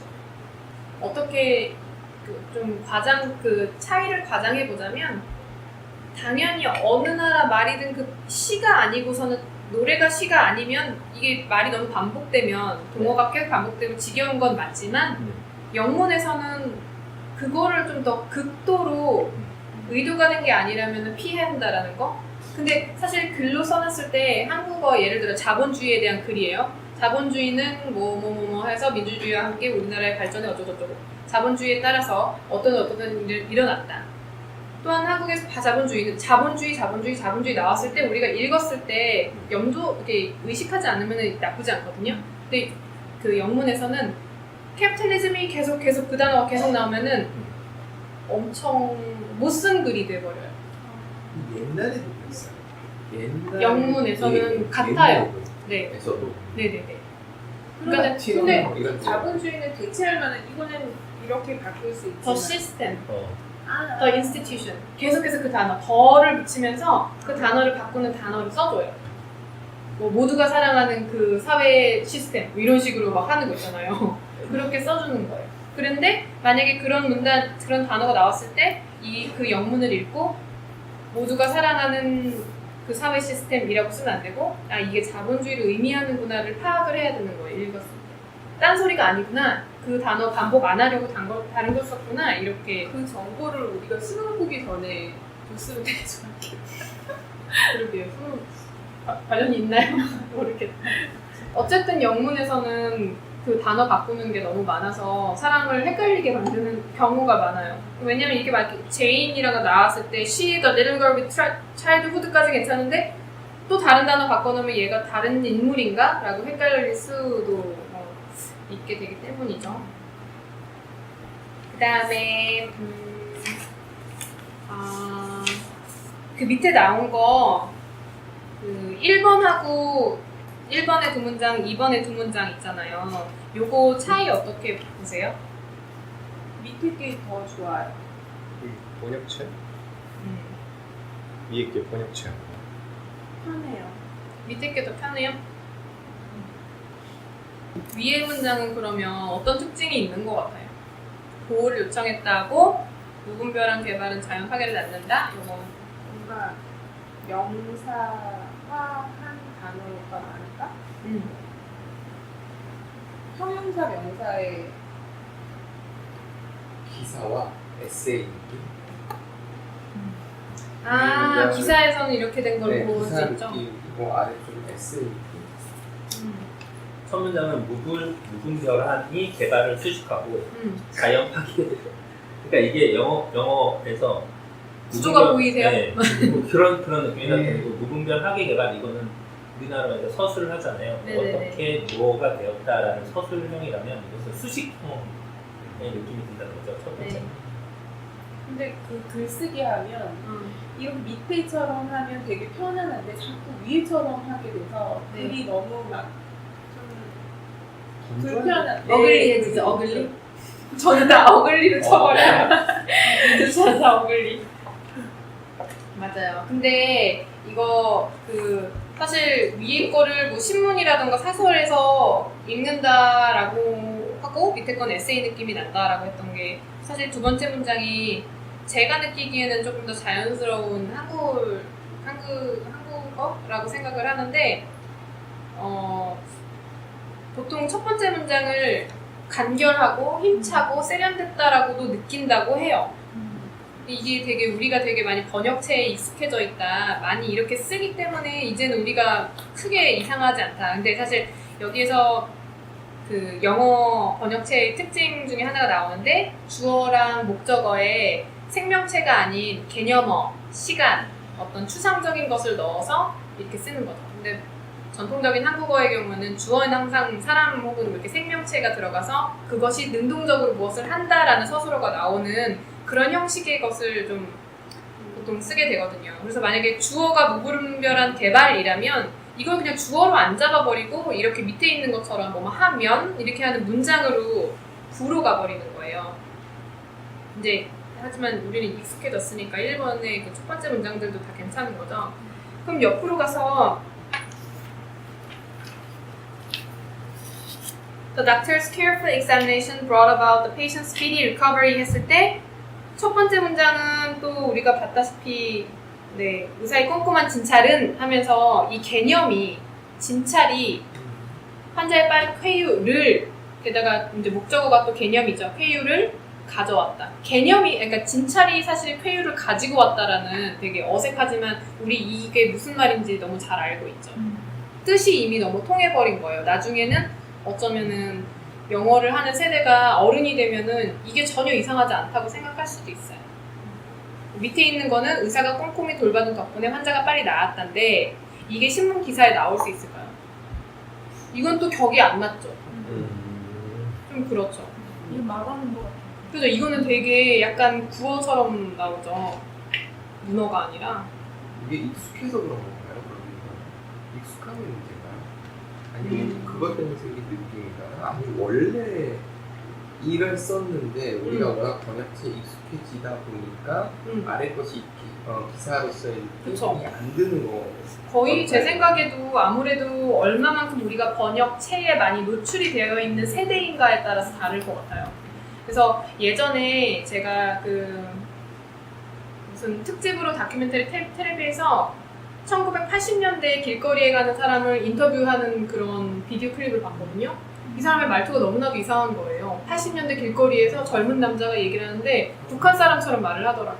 말투가 완전 달라요. 그래서 우리나라가 이제 이렇게 교육과 어떤 사회적인 그리고 또 이제 사람들이 외국으로 많이 나가고 우리나라 사실 간판만 봐도 영어도 너무 많고 영어 되게 중요하게 여기기 때문에 이제 그러면 그런 첫 번째 문장으로 첫 번째 문장이 익숙해질 거라는 건가요? 뭐 이렇게나 지금 보기에 어색한 이 문조차도 나중에 되면은 안 어색할 수 있다.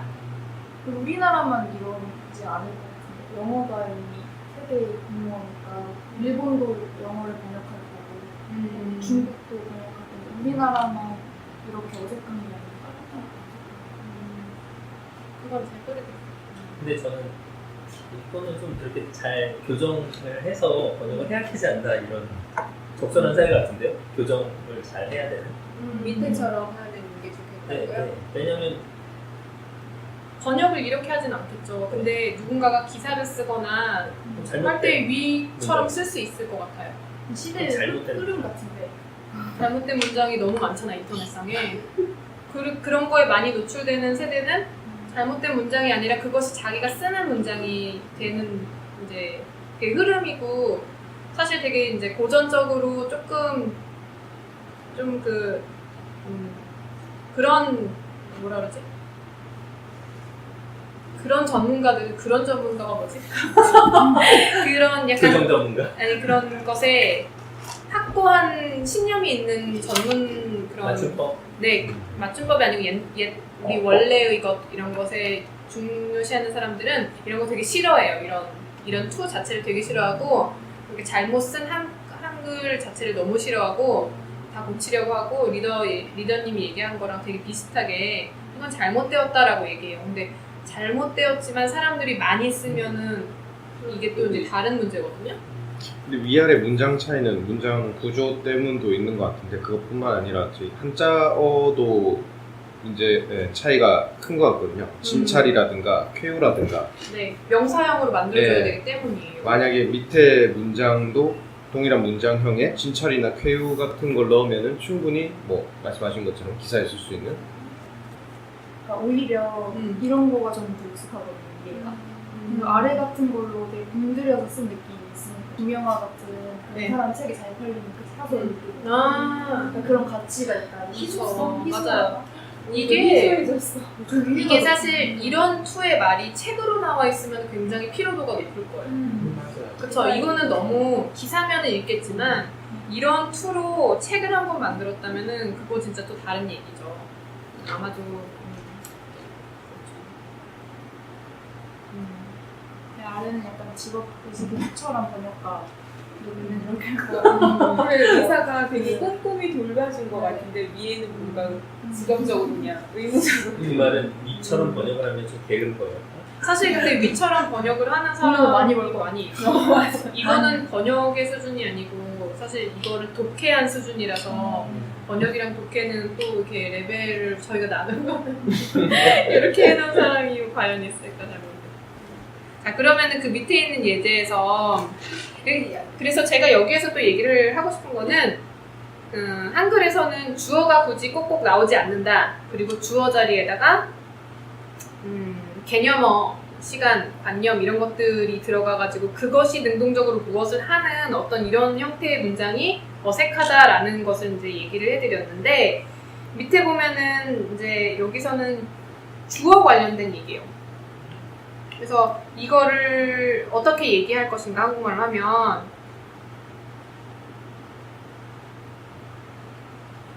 번역을 해야 되나요? 그랬을 때 네가 파티에 이거 파티 오면 난 정말 기쁠 것 온다면 같아. 난 정말 기쁠 것 같아. 그렇게 하겠죠. 이제 그럼 두 번째 거는 They said your watch would take about a month to repair 그랬어요. 그러면은 수리하는 딴 데. 그들은 네 시계를 고치는데 한 달 정도 시간이 걸릴 거. 네네네, 맞아요. 그렇게 이제 생각을 하게 되잖아요. 근데 그렇지만 이제 밑에 보면은 제가 잘 해놨어요. 맨 아래 이제 보면은 이거 하나 네 시계를 고치는 한달 정도인데 훨씬 자연스럽네요.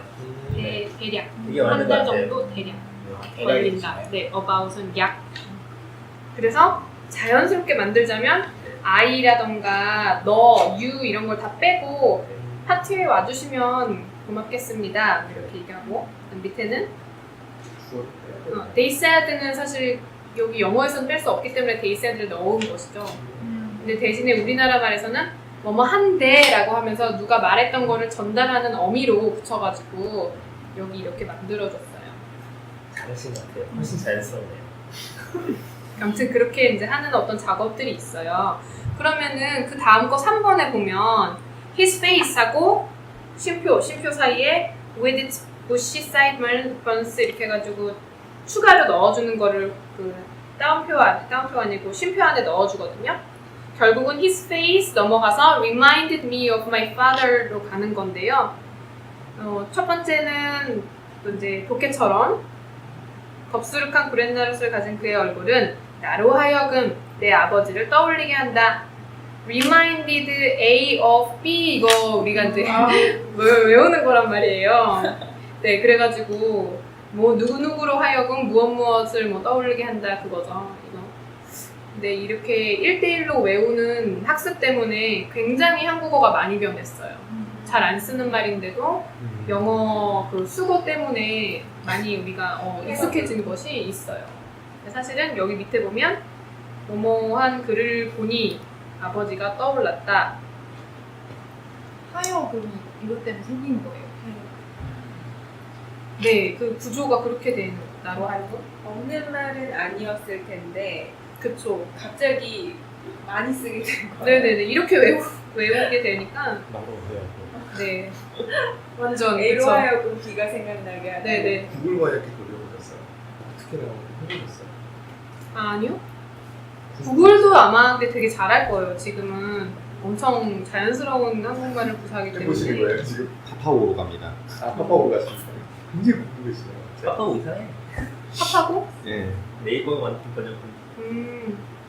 근데 그것도 이제 데이터베이스만 많이 쌓이면은 그 데이터베이스가 위에처럼 가 있는 데이터베이스가 밑 것처럼 가버릴까? 어쨌든 그럴 수 번역이라는 게 있죠. 자연스러운 한국어 표현을 쓰는 거니까 앞에서 말한 뭐 의사의 꼼꼼한 진짜 이런 것들도 제대로 지금 두 번째 문장에서 교정을 하신 것처럼 이렇게 하는 게 맞는 거라는 게 제 생각인 거죠. 네. 맞아요. 그래서 번역가가 필요한 거. 이거는 컴퓨터로도 할 수 있어요. 사실 두 번째 거도 컴퓨터로 할 수 있어요. 나오는 거 되게 아니, 잘해요. 네, 네, 네. 되게 잘하고 있기 때문에. 고르는 거기 때문에 아래쪽이 제가 말하는 아래쪽으로 네, 네, 맞아요. 이쪽이 제가 말하는 이쪽으로 나오는 거. 네. 너무 안타깝죠? 나보다 컴퓨터가 더 잘하니까. 왜냐면은 해야 되는 거 아니에요? 뭐라고? 독해를 막 하면은 나는 이만큼 하는데 구글이 이만큼 해놓을 수도 있어. 이거까지 돼요. 위에 거랑 거의 비슷하게 나오는데 위에 거보다는 조금 더 매끄럽게 나와요. 읽어드리면 그의 얼굴은 덥수룩한 수염으로 나의 아버지를 연상케 했다. 오, 어, 괜찮네요. 정도면 근데 연상케 했다 괜찮으세요? 어색한 표현은 아닌 것 같아요. 그러니까 의미는 들어오니까. 안 네. 들어온 의미야. 예.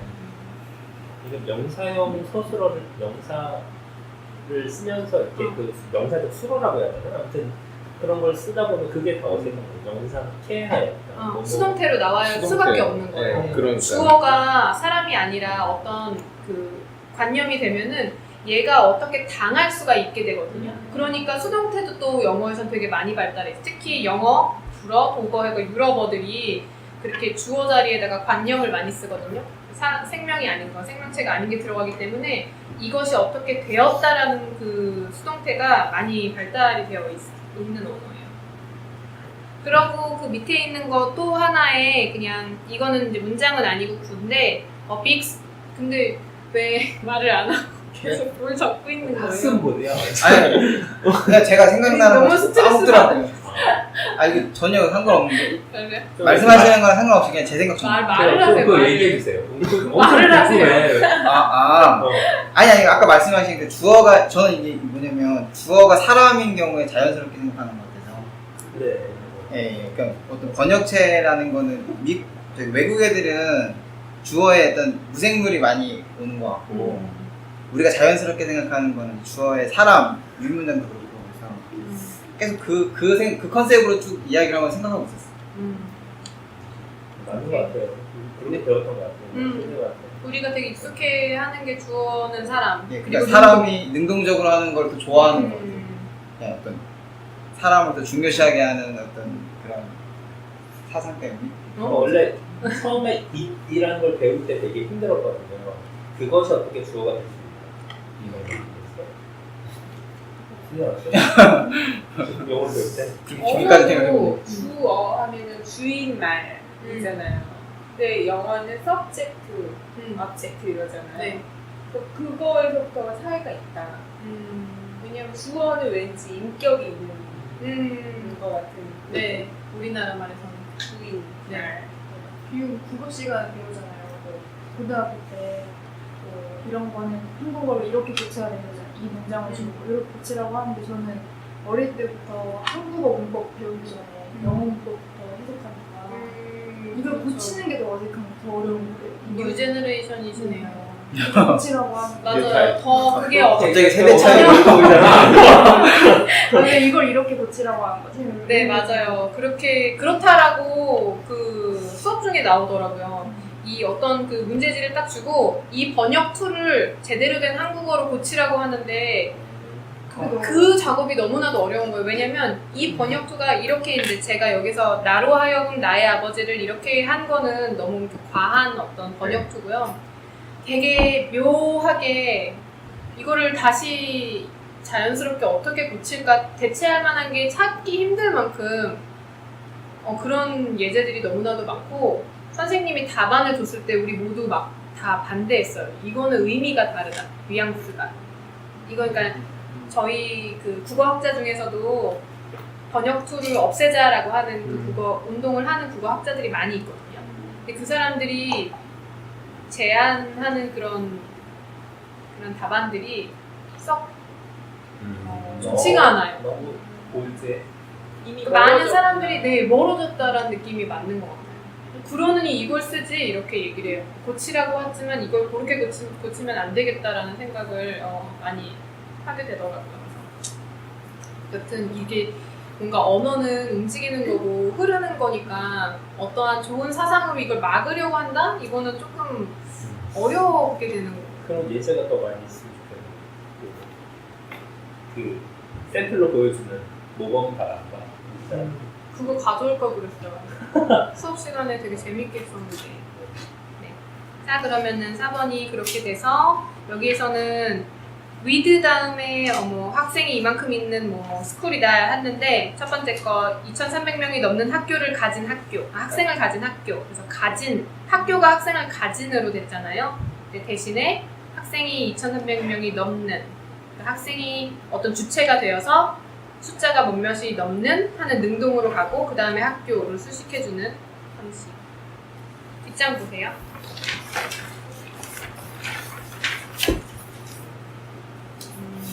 이거는 길다. 네 맞아요. 사실 근데 이거 그냥 제가 읽고 눈으로 그냥 따라오세요. almost 이게 얘기를 잠깐 해드리면 그 해밍웨이가 쓴 짧은 소설인데 팜플로나 인 줄라이라고 하는 스페인에 있는 팜플로나 지역이 그 투우로 유명한 곳이래요. 그래서 거기 가서 와이프랑 여행했던 어떤 에세이 같은 그런 글이에요. 올무스는 사람 이름이고 처음에 나오죠. 네, 이 올무스가 투우사예요. 그래가지고 그 황소랑 싸우는 거, 투우랑 경기를 하는 그 장면이거든요. Olmus lay on the sand, his head on his arms. One of his teammates was flapping his cape madly in the bull's face. The bull lifted his head for an instant and charged and got his man. Just one terrific toss. Then he whirled and chased a man just in the back of him towards the barrera. 바레라는 그 사람들이 관객들이 앉아 있는 그 관중석. The man was running full tilt, and as he put his hand on the fence to vault, the bull had him and caught him with his horn, shooting him way up in the crowd. 까지가 이제 소설 일부예요. 근데 저희가 이제 학생들이 4명이서 이렇게 번역을 한 거예요. 근데 이건 1차 번역이기 때문에 약간 오역이라던가 좀 이렇게 실수들이 많이 있고 그래서 더 재밌으니까 가져왔거든요. 첫 번째에서 보시면은 첫 번째 문장을 보면 수러가 머리를 감싸고 있었다로 끝나고 2번은 쓰러져 있었다로 끝나고 3번은 누워 있었다 4번은 머리를 감싸고 있었다 이렇게 끝났어요.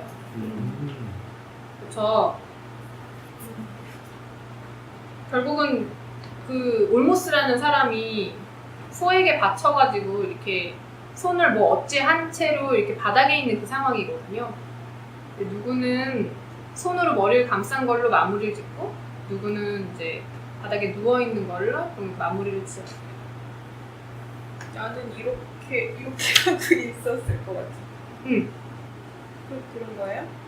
예, 그렇죠. 근데 똑같은 팔에 얘기인데 머리를 이제 묻은 채. 근데 다르게 쓴 사람도 있죠. 머리를 감쌌다고도 하고 팔에 머리를 묻었다고 했어요. 그러면 이 감싼 거랑 비슷하겠다. 묻은 건 약간 이렇게. 응. 근데 여기서 lay on the sand, his head on his arms라고 했으니까 팔 위에 머리가 있는 게 맞거든요. 네? 바닥에 엎어져 있는데. 옆으로 누워야 그죠? 이렇게 하고 있었나? 감사합니다. 하고 있었나? 또 엎어져 있을 것 같은데. 쓰러져 있는 이렇게 쓰러져 이 있는 느낌이 더 맞지 않아? 그리고 나는 이렇게 옆으로. 옆으로? 이렇게 쓰러져 있는 거죠. 철구덩. 응. 근데 레이온 하면 누워. 뭔가 누운 느낌. 아, 엎드려- 이거구나. 모래바닥에. 이거구나. 아니지. 아, 팔 엎어져. 위에 머리가 오니까 있어. 오니까 반대구나. 이거 맞는데? 엎드려 있는 거 아니에요? 엎드린 거랑 누운 거랑 다 영어로는 레이온이에요. 엎드려 엎어요. 그래서 누워 있다는 표현이 한국어가 좀 더 세련된 거예요. 어휘가 부족하네. 영어는 그냥 레이온. 근데 레이어는 부족하다. 이거 엎드렸다 뒤집었다는 의미가 없는데 히세도 on his arms 때문에 아마도 엎드려 있다라고 모두 얘기를 한 것 같아요. 네. 근데 여기서 엎드려 on his 있다고 arms 쓴 사람이 아무도 없는데. 왜냐면은 그게 애매했기 때문에 아무도 오역을 하고 싶지 않아서 모험을 하지 않은 거죠. 엎드렸다고 해버리면 너무 툭 튀죠. 그냥 여기- 엎어져 있었다 이렇게. 튀면 또 이게 오역이 너무. 그 다음에 나온 게 one of his teammates가 나왔어요. 이제 새로운 인물 등장했는데 첫 번째 사람은 같이 일하는 동료가 이렇게 얘기하고 그 다른 두 번째 곧 다른 투사가 다음에는 한 팀원이 이렇게 팀원은 사실 영어하고 조합 어예요. 우리 네. 잘 쓰지만 이런 거는 좀 지양하거든요. 저희는. 근데 팀원이 그다음에 또 그의 동료 중 한 명이 이렇게 나왔어요. 어떤 게 제일 괜찮은 것 같아요? 이 흐름상 동료가 잘. 두 번째 거 곧 다른 투사가 그냥 동료 투사가 이렇게 하면 안 돼요. 동료 투사가 동료가 중요할까? 왜냐면 팀메이트라고. 팀메이트 원문을 살리시겠다라는 거죠? 네, 왜냐면 뜬금없는 사람이 그러니까 한 동료. 투구장 안에 음. 한 사람이 들어가는 게 아니라 혹은 뭐 그 사람이 쓰러져 있다 그 사람을 구하기 위해서 동료가 다른 투사가 동료가 관계가 없는 사람이 아니라 그 사람을 구하기 위한 친구가 뭐 이런 약간의 그런 의미도 섞여 있으니까 동료 투사 이러면 네네네. 4번이 제일 4번이 좋아요? 이게 사람마다 다 좋아하는 게 달라요. 네. 그래서 결국은 에디터, 그 다음에 그 출판사 사장의 마음에 드는 것으로 고르게 되어 있어요. 이렇게 되기 때문에 아까 전에 새로 오신 분이 2번이 좋다 그랬거든요. 곧 다른 투사가 저도 2번이 좋아요. 근데 사람마다 자기가 느낌에 어색한 것들이 또 이렇게 다르게 있어가지고 정말 주관적인 판단이 많이 들어갔어요. 그 다음에 황소 얼굴 앞에 망토를 세차게 흔들었다. 이래서 이것도 약간 이제 자기의 기교를 발휘해서 두 번째 사람은 미친 듯이 망토를 흔들었다. 그런데 세 번째 사람은 아주 급하게 던졌다. 네 번째는 다급하게 던지고 있었다. 진행형으로 썼어요. 워스플로킹. 근데 이거는 그 투하는 장면을 좀 본 사람이면 그쵸. 해석하기가 더. 맞아요. 그래서 이런 거 할 때 투 동영상을 봐요. 경기하는 동영상. 그래서 여기에서 다급하게 던지고 있었다 해서 여기 던지다가 3, 4번이 나왔잖아요. 근데 플롭이라는 단어는 던지고 마는 게 아니라 흔들어대는 단어이기 때문에 오역이 3, 4번은 났어요. 네.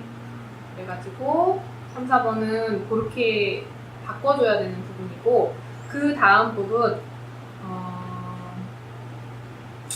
그 영어 부분에 just one terrific toss 있거든요. 이거는 문장이 아니라 그냥 구예요. 근데 이거를 이제 어떻게 다들 했냐면 첫 번째 사람은 제대로 한 대 쳐 올렸다. 문장으로. 그 다음에 두 번째 사람은 황소는 단 한 방으로 그를 해치웠다. 3번 보기 좋게 그를 날려버렸다. 4번 단 한 번의 끔찍한 고갯짓이었다.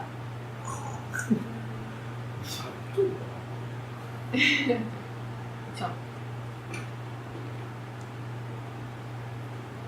성향도 드러나고 치명적 한방 뭐 이런 거 없어요? 딱 명사로 치명적 한방. 이렇게 괜찮을 것 같아요. 치명적. 굳이 그러면은 문자로 안 만들고. 첫 번째 넣어볼게요. 성난 짐승은 고개를 들어 그에게 달려와 공격했다. 치명적 한방. 소는 빙글 돌아 뒤에 있는 울타리 쪽으로 달려들. 치명적 한방. 얘가 쳤다라는 말이 없는데. 치명적 한방. 그러니까 그게 이제 뭐 싸움표를 치고 싶어. 환기시켜주는 거. 우리가 그러니까는 소설이니까 소설에서 모두 다 그냥 의견입니다. 소설에서 다 문장으로 끝나지 않고 그리고 어떤 장면을 묘사하는 딱 한 컷의 사진 같은 그런 느낌. 딱 치명적 한방이라는 단어가 있지만 뭐 이렇게 처음 몇 때 이렇게 서술을 하지 않고 그렇게 딱 네 제시할 수도 있어요. 번째 번역 톤이면 그렇게 가면 딱 어울릴 것 같은 느낌. 네 번째 번역 톤. 네, 톤으로 계속 간다면. 고개 들고 돌진하여 자신의 재물을 잡았다. 치명적인 한방. 그 다음 소는 그러면은 치명적 한방이라는 것에서 앞에 문장과 뒤에 문장이 그 가운데 명사 하나가 딱 들어가고 잘 이어지느냐. 결국 그러니까 소가 이 남자를 한번 탁 쳤다라는 게 그 단어 안에 잘 들어가고 앞뒤와 연결이 잘 되느냐. 그거가 잘 된다면 뭐 상관없겠죠. 게다가 원문 자체가 명사니까 해도 괜찮겠죠. 근데 그거는 조금 한국어에서 이상하게 느껴질 수도 있어서 아마도 그냥 중타를 치기 위해서 그냥 문장으로 튀지 않기 위해서 나온 것 같아요. 짜증나요? 이상하게. 튀면은 칭찬을 받거나 욕을 먹거나 그렇게 되기 때문에 좀 그럴 수 있겠죠. 그 다음에 또 뭐가 있을까? 그 뒷부분은 사실 서로 다르게 좀 막 이상하게 해석을 해가지고 각자 다르게 읽었더라고요. 여기서 T가 소예요? 그런 것 같은데요. 네, 맞아요. 네. 남자를 쫓았다고. 네, 소예요.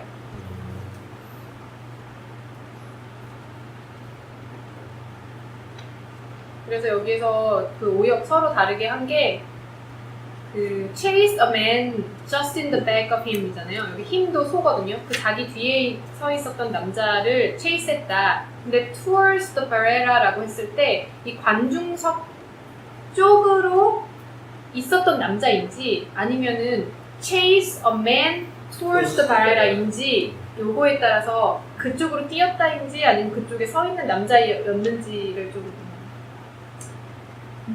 그렇게 해가지고 의견이 분분했었던 거죠.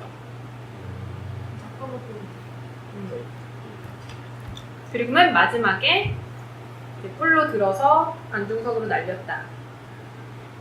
두 번째는 황소 뿔에 들이받쳐 이건 이제 사람을 주어로 했죠. 관중 위로 붕 떠올랐다. 그 다음에 세 번째는 그를 뿔로 박아 관중석으로 날아가게 했다 하면서 그 사람이 뭐뭐 하게 했다 이렇게 서술을 조금 이상하게 그 다음에 맨 마지막 사람은 어떻게 했냐면 소가 그를 막아 뿔로 낚아챈 후 관중 속으로 그를 날려버렸다. 조금 그 반복되는 그를이 나와서 어글리하죠. 그래서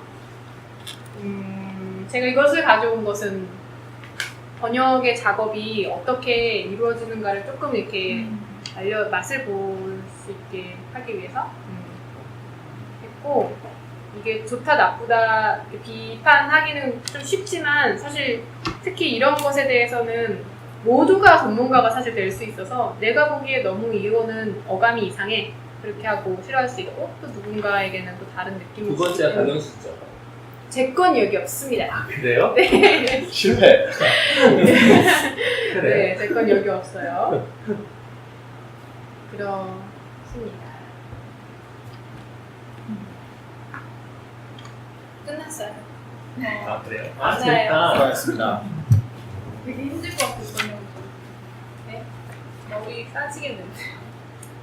근데 실제로 이렇게 많이 고민을 하면서 네네네, 해요. 근데 이거는 지금 이렇게 수업에서는 여러 사람의 같은 원문을 가지고 비교하면서 사실 다른 사람의 번역 영상 이 표현이 좀 더 좋을 수도 있겠다 이렇게 배울 수 있잖아요. 근데 네. 이제 혼자 번역을 하다 보면 감수가 스스로 이렇게 규정이 좀 어렵지 않나? 에디터가 해요. 편집자가. 그래서 편집자가 네, 한국말이 이상하지 않나를 그 사람이 봐주고 이상한 단어 있으면 그 사람 원문을 보지 않고 그냥 한국어 자체로 보고 그걸 고쳐주는 작업을 그 사람 이제 말 맛을 살려주는 거죠.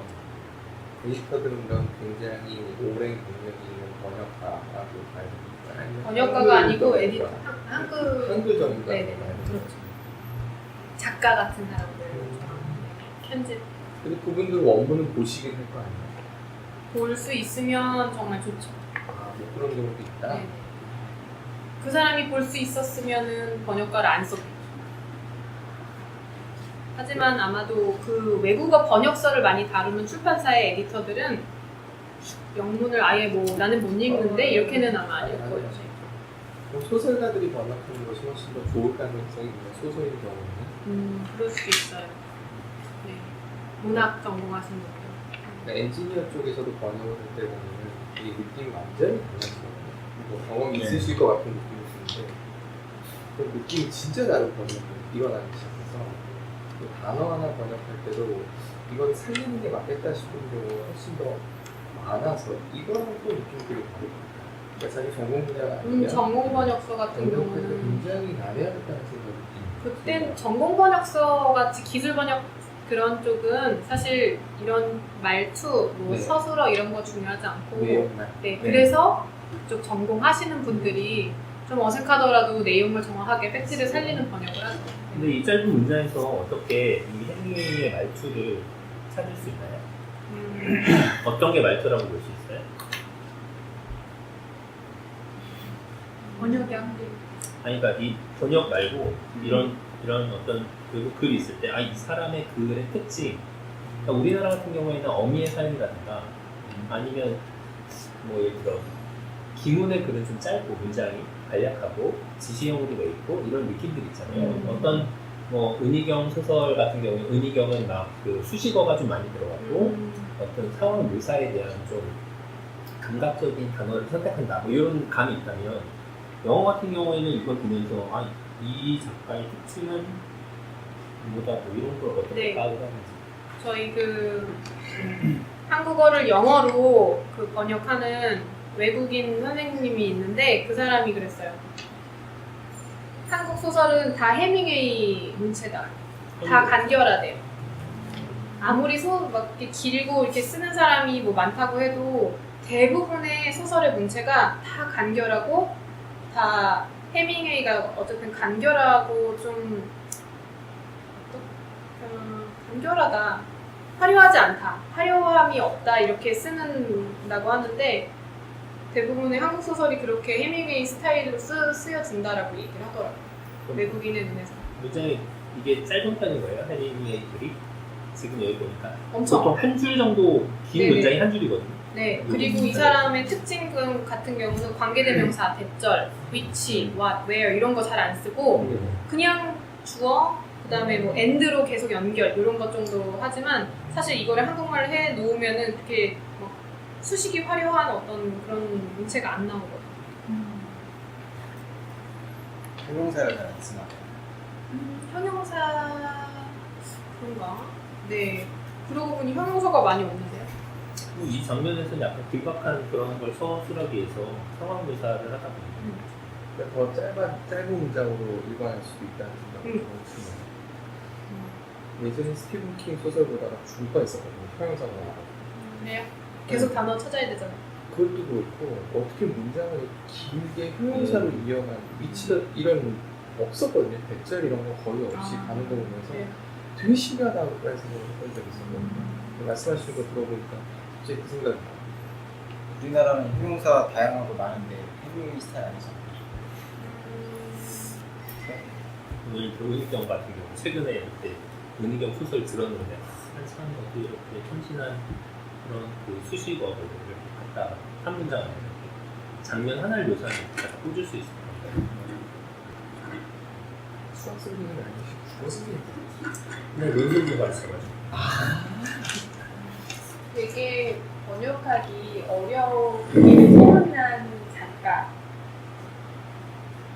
그리고 어떤 소문난 사람은 없는데 어려운 사람이야. 어려운 내용, 내용이 어려워요. 어려운 내용. 예전에 그때 맨 처음에 저 처음 왔을 때 가져왔던 그 책 있잖아요. 우리 그 되게 어려운 거 과학 했었는데. 제가 네네. 창조성 뭐 음, 네. 천재 그 뭐. 천재성 천재성과 참여의 거죠. 네. 그거. 그렇게 번역기가? 개념, 그 철학서. 근데 그렇게 되는 네, 어려운 내용. 사실 그 시장의 논리로 설명을 해드리자면 그런 어떻게 어렵고 사람들이 많이 소비하지 않을 것 같은 책의 경우는 초보 번역가들한테 가요. 왜냐면 사실 어려우면은 그 관련된 자료 조사를 하는데 시간이 많이 걸리고 그 내용을 통달하고 번역가가 그 다음에 그 책을 읽은 다음에 해야 되는데 돈을 많이 버는 번역가라던가 잘하는 사람들은 이렇게 어려운 작업을 맡지 않아요. 그렇죠. 왜냐면 그리고 이렇게 시장성이 없는 책은 돈을 많이 주지 않아요. 그러면 되게 잘하는 번역가들은 이 책을 맡지 않고 이 책을 계속해서 토스해서 되게 잘 초보인데 잘 못하고 열의는 있는 그런 번역가들에게 저처럼 초보 번역가들에게 가면은 이게 그렇게 어려운 난해한 글이 나올 수밖에 없어요. 저도 그런 생각인데 이제는 약간 그런 구조를 약간 바꿔서 번역가가 직접 원작자를 찾아가서 자신이 그러니까 내가 당신의 글을 번역하고 싶다. 그 뭐라 그러지? 그 라이센스 나한테 줘라. 라는 식으로 해서 에디터를 섭외하고 출판사를 섭외해서 이렇게 할 수는 없는 거예요. 번잡스럽죠? 번역적으로. 그럼요. 그거 너무 힘든 일인데. 작가를 찾아가라고. 그러니까 예를 들어 그렇게 한다면 드는 생각이 번역가한테 떨어지는 몫이 매우 적으니까 드는 시간 대비 뭔가 퀄리티가 안 나올 수 있잖아요. 그런 걸 극복할 그런 수 있지 않을까? 비즈니스 경영 관련된 것과 번역가의 일이 너무 달라서 이것을 겸할 수 있는 능력은 또 다른 것 같아요. 이렇게 해서 영업을 해내고 이 사람을 찾아가 설득해서 이거를 따내고 이거는 또 다른 일이잖아요. 근데 만약에 그런 게 있으면 좋지 않을까요? 그러니까 출판사에서 라이센스를 가져서 번역가한테 오더를 내리는 것보다 어차피 여기서 사실 가장 중요한 건 번역가의 역할이잖아요. 번역을 제대로 해야지만 책이 나오는 거니까 아닌가? 얼마 아닐 것 같아. 이 사람이 마케팅을 해줘서 이거를 막 해주고 이런 거 너무 중요한데 나는 그런 것까지 하고 싶지 않은데. 이런 거 책 한 번 번역하면 얼마? 그거 좀 잘 모르겠어요. 책 몇백? 시간이 얼마나 걸려요?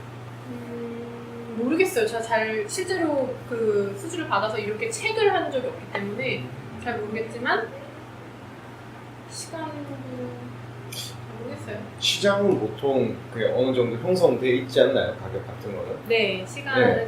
그 어느 단어당. 어느 정도 시간에 어느 정도 뭐 이렇게 가격 뭐 이렇게 형성돼 있는 시간은 시장이 그 있잖아요. 프로젝트에 따라 항상 다르고 예. 뭐 당장 한 일주일 만에 뭐 해주세요 이렇게 하는 것도 있고 이거는 한 달 보고 해주세요 이렇게 하는 것도 있고 그러니까 다르지만 가격 매기는 건 단어당. 그리고 그 글자 수로 그러니까 한다는데 우리나라도 그렇다. 네, 우리나라 글자 수. 아직은 자동 번역기의 영향은 없는 상황입니다. 시장 자체는. 굉장히 침울하죠.